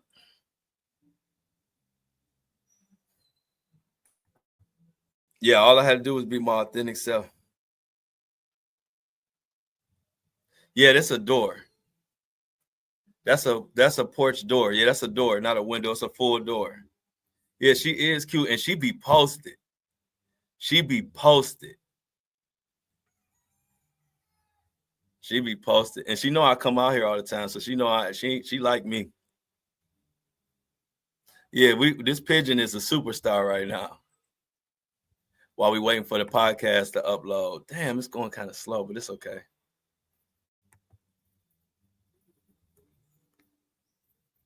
Oh, she sees her reflection? Oh, okay. Look, Amy know a lot about these animals, and it helps me learn because I'll be watching them. I might not know what the hell going on, but I'll be watching them. And I'm gonna be honest. When I first came out here, the birds would come and I'll always shoot them away. And I'm gonna tell y'all what changed me from shooing the birds away from the porch. One time the birds came. It was a couple birds came, and I'm like, I kind of shooed them a little bit and they wouldn't leave. And so I was like, what's going on? So then something that told me to look up in the sky.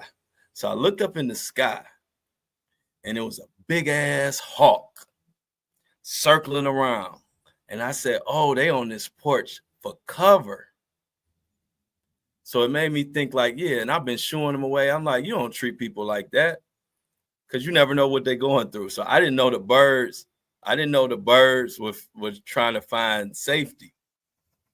So then that's why I don't shoot them no more. And I stopped shooting them. Then we started getting cool. Now I started liking when they came on the porch. But yeah, I used to shoot them at first and be like, get away. But then when I saw that they were running from a hawk, when I saw that they were trying to get away from a hawk, I was like, see, I was about to shoot them straight into being dinner. So that's how I started, got cool. That's how I got cool with the birds. I got cool with the birds because I saw them running from the hawk. And I was like, you know what? I can't be shooing them away. They might be in danger.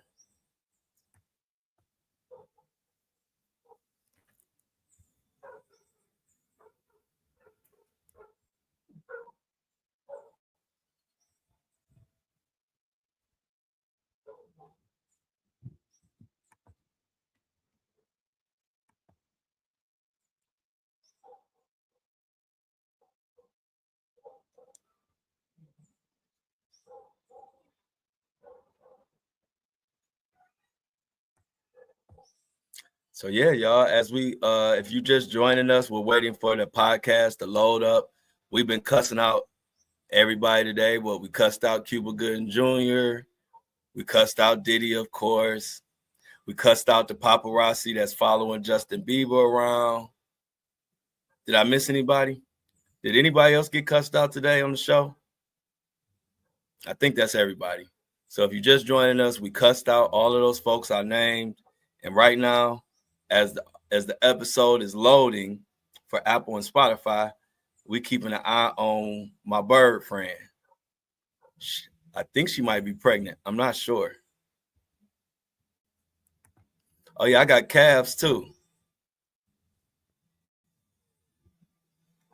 Oh yeah, baby Flo. How baby Flo doing, Amy?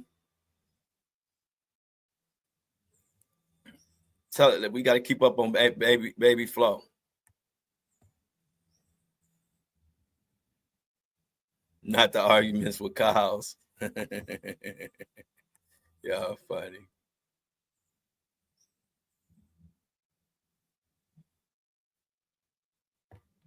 Oh yeah, that's funny, Melody. Yeah. It's not even putting up with the bird bullies. I have a soft spot for it. I told you, that's just my thing. I don't like bullies. And so when I saw that hawk trying to get the bird, I didn't know that they were running from a hawk. So then I let them stay on the porch. And ever since that day, I've been letting them stay on the porch. And we done got cool to the point where this bird right here always comes. And she don't even leave. She never leaves when I come out. Only time she'll leave is if it be too much weed smoke in the air. And then I don't think she like that smell, and she'll leave.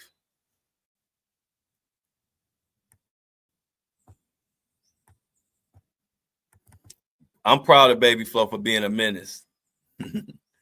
That's Baby Flo will grow into her. She'll grow into her own. She's gonna grow into her own, and she's gonna find a way to channel that energy and become something great. It's all energy. You just have to know how to use it.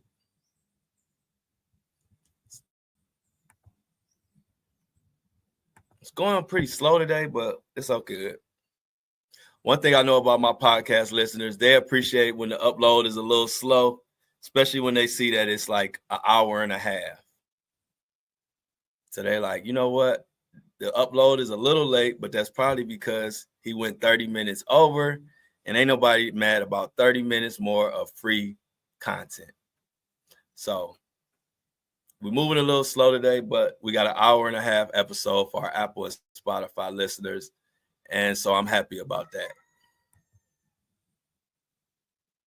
Damn, it's moving slow. Yeah, they definitely do like who feed them.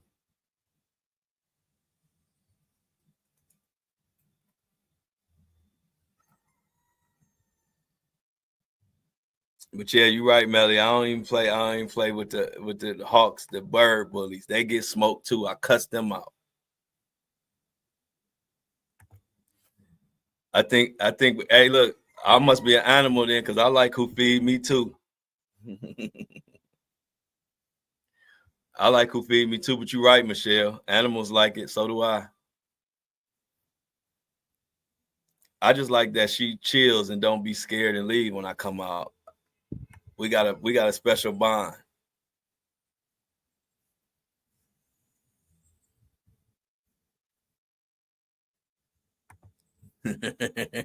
Amy says she sees that bottle and that tail just get the.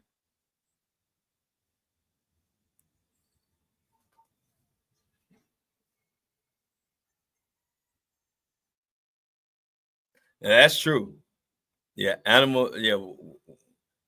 humans will bite the hand that feeds them in a heartbeat and they don't even care. This is going slow today, y'all. Shit.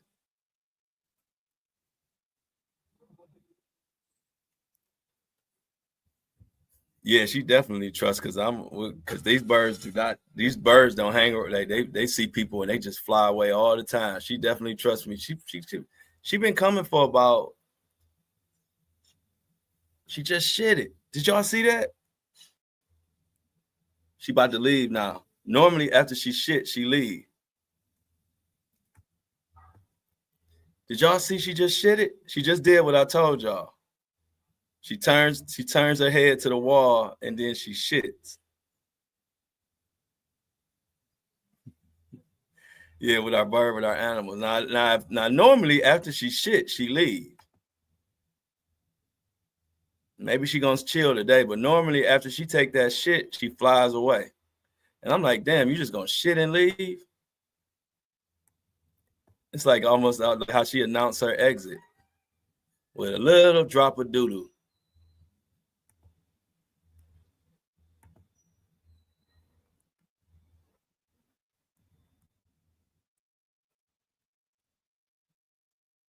I don't know. Maybe the laptop got her confused.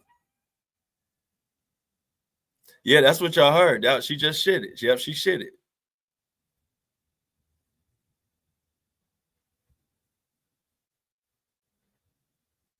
Yeah, that's what you heard, Michelle. You heard her shit. I don't know if my shoulder was in the way, but she turns, she faces the wall, and then she shits off the side of that little bird porch. But like I said, normally she fly away after that. Today she chilling. I don't know. Normally she do that and then she gone. All right, it's finally processing. So Apple and Spotify is finally processing, y'all. Just to give y'all an update. The bird just took a shit and Apple, Spotify is processing now finally. So maybe in the next 5 minutes to 10 minutes, we'll be ready to upload. Yeah, hey, look, am I the first podcast to ever have a bird shit on it? Yep, she shitted and scooted up a little. Exactly, Michelle. That's exactly what she did. Because that's how she normally shits, scoots up and then leave. But I think she enjoying this conversation. I think that bird is actually enjoying this conversation because she normally would shit, scoot up, and then fly away after she shit. She might chill for like 30 minutes, but then after she take a shit, she normally fly away. But today, She looking in the camera. She's literally looking at y'all.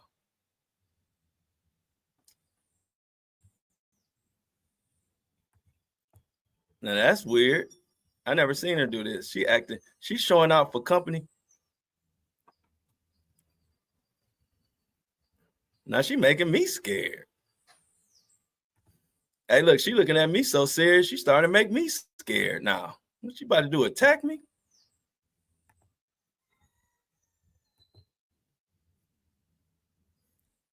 Name her star. Yeah, y'all gotta come up with her a name. Come up with her a bird name, because she gonna be out here, and she probably will be out here when we every time when I have to upload the show and come out on the porch, she probably gonna be right there. I mean, she literally staring. Like, I keep turning around to make sure she's looking, and she's looking dead this way, and she's not turning. Like, every time I turn my head, I'm like, is she still looking? And then I turn my head, she's still looking. Like, Floretta, how y'all like Floretta? I think y'all saying Floretta. Y'all got to come up with a name. She probably, Lauren, she probably is upset that I was filming her while she was shit. She probably didn't know she was on film. Sorry about that. She's still looking at me. Okay, they like Wheezy. Okay, so y'all got different names. Y'all gonna have to come up with a name by tomorrow. We're gonna agree on a name, because she gonna be back. She always coming. I know it's her, because I know how she look, and I don't know if she pregnant or whatever, but every time I turn my head, she turn her head and look at me. Oh yeah, that's what it is. That's what it is. You right, Lauren. I ain't fed her today. That's what it is. So after this upload, if she's still here, I gotta feed her. That's what it is. I'm sitting here trying to figure out, what is it? That's what it is. She like, Negro, you put me on camera and all this, and you ain't feeding me. So after I get this uploaded, I'm a feed her. Yep, that's exactly what it is. She done shit it out. She ready to eat, and I ain't fed her. I just got her on video. Yeah, I'm gonna give her sunflower seeds. As soon as we get this episode loaded up and everything, I'm gonna get her I'm gonna feed her if she's still here, because she waiting on her tax.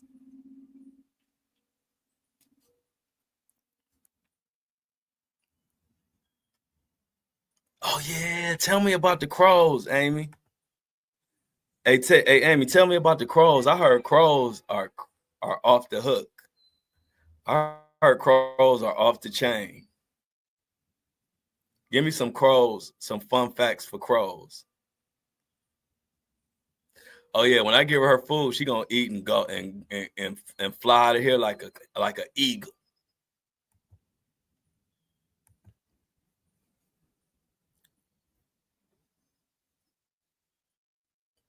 Yeah. Tell me about the crows, Amy.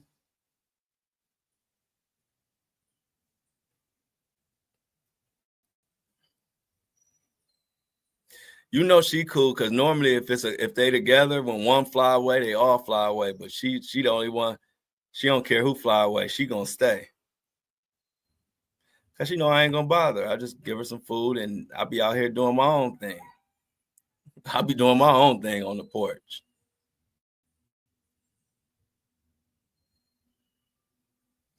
I did hear that. Yeah, I heard that about crows. Yeah, I'm gonna have to do some research on crows, because I did hear some crazy stuff about crows.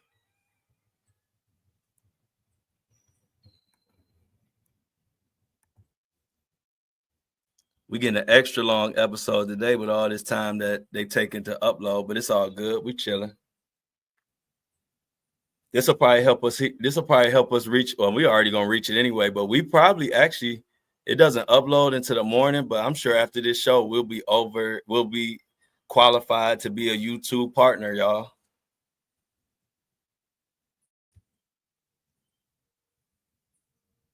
Wow. Yeah, I gotta look up the crows. Amy said a flock is called.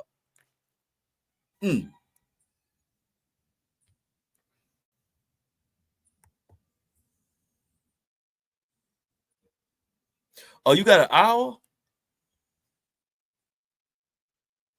You got an owl, Michelle? Shauna just think that's so funny. Hey, Shauna.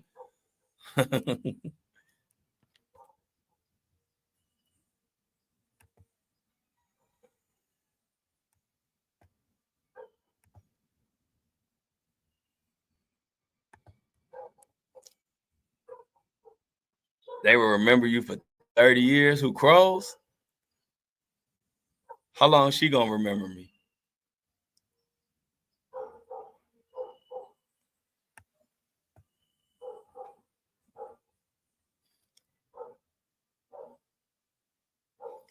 Hey, Amy, is it cool that I just leave the food on the ground? Ain't that how you feed them? I just put it on the ground. That's cool, right?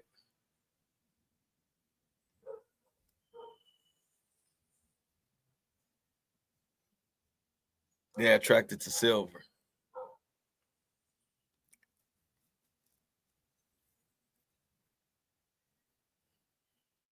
All right, good. Yeah, so I'm gonna get the All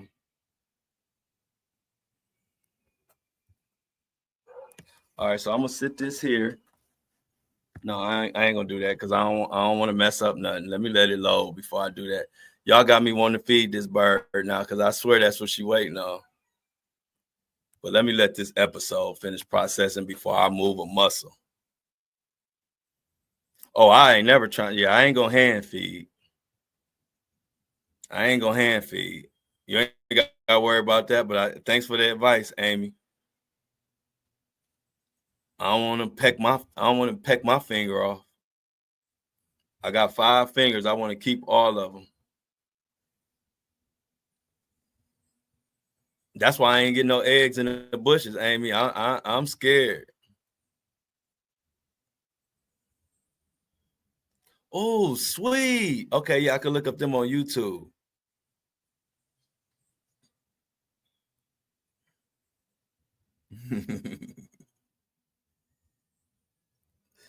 We sure do got a relationship, man. Amy. She it's almost like she wait to see me before she take her shit. Because the first time she did it, I was like, you gonna just shit right literally in front of me like that? And face your ass, point your ass my way and shit.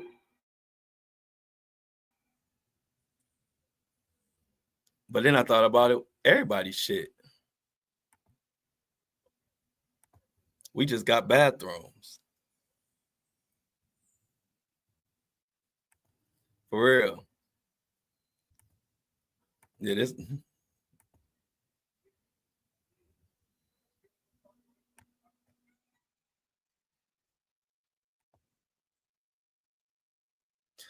So yeah, y'all, this is what we do. We get the episode loaded up. Shout out everybody. Thank everybody for every part that they plan. Everybody is playing their role and playing it well, and we're gonna just keep pushing and keep pushing, just like that bird pushing that shit out. We're gonna keep pushing. Okay, it looks like it's ready to go, y'all. So I'm about to get this loaded. Give me 1 second to process it and title it.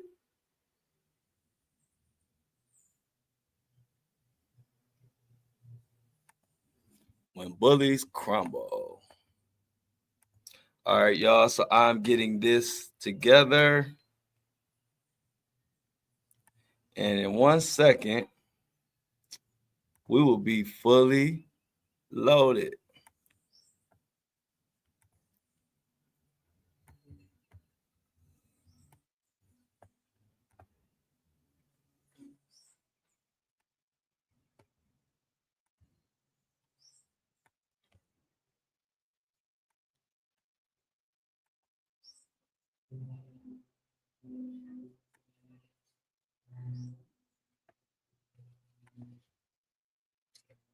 Bam. We are all done, y'all. Apple and Spotify. Apple and Spotify is loaded. Let's get the amounts in the chat. Appreciate y'all. I'm gonna close this live out. Make sure you like the live. Leave some comments. If you don't know how, ask Lauren. She know how to do it. She is the GOAT at the YouTube comments right now. So please, please, please. If you put a mirror up, she will cover it and shit. Wow. Like T-Tuck said, y'all, I'm out. Let's get them amounts in the chat so we can get out of here and be back at it tomorrow. Love y'all. Thank you for always chilling with me on the after show. Flow Show No Filter so good. Not only is our show good, but even after the show is good. You get 2 shows in one. The Flow Show No Filter and the after show. This is like the after party. So thank you for joining me for the Flow Show No Filter after party every day. Starts at around 9 o'clock. Make sure you subscribe if you aren't subscribed already. Subscribe to it. She's already just subscribed. If you want to see the bird take another shit, join me tomorrow after the show. She might take another one. I love y'all. Have a great day. Appreciate y'all. Appreciate you, Michelle. Appreciate you, Shauna, Jennifer, C-Tuck, and all the rest of y'all, Sybil, Patricia, everybody. Appreciate y'all. I see y'all tomorrow. And we out. Me and the bird. Is it Wheezy? Is the bird Wheezy? Let me know. Because if so, Flo and Wheezy are out. Much love to y'all.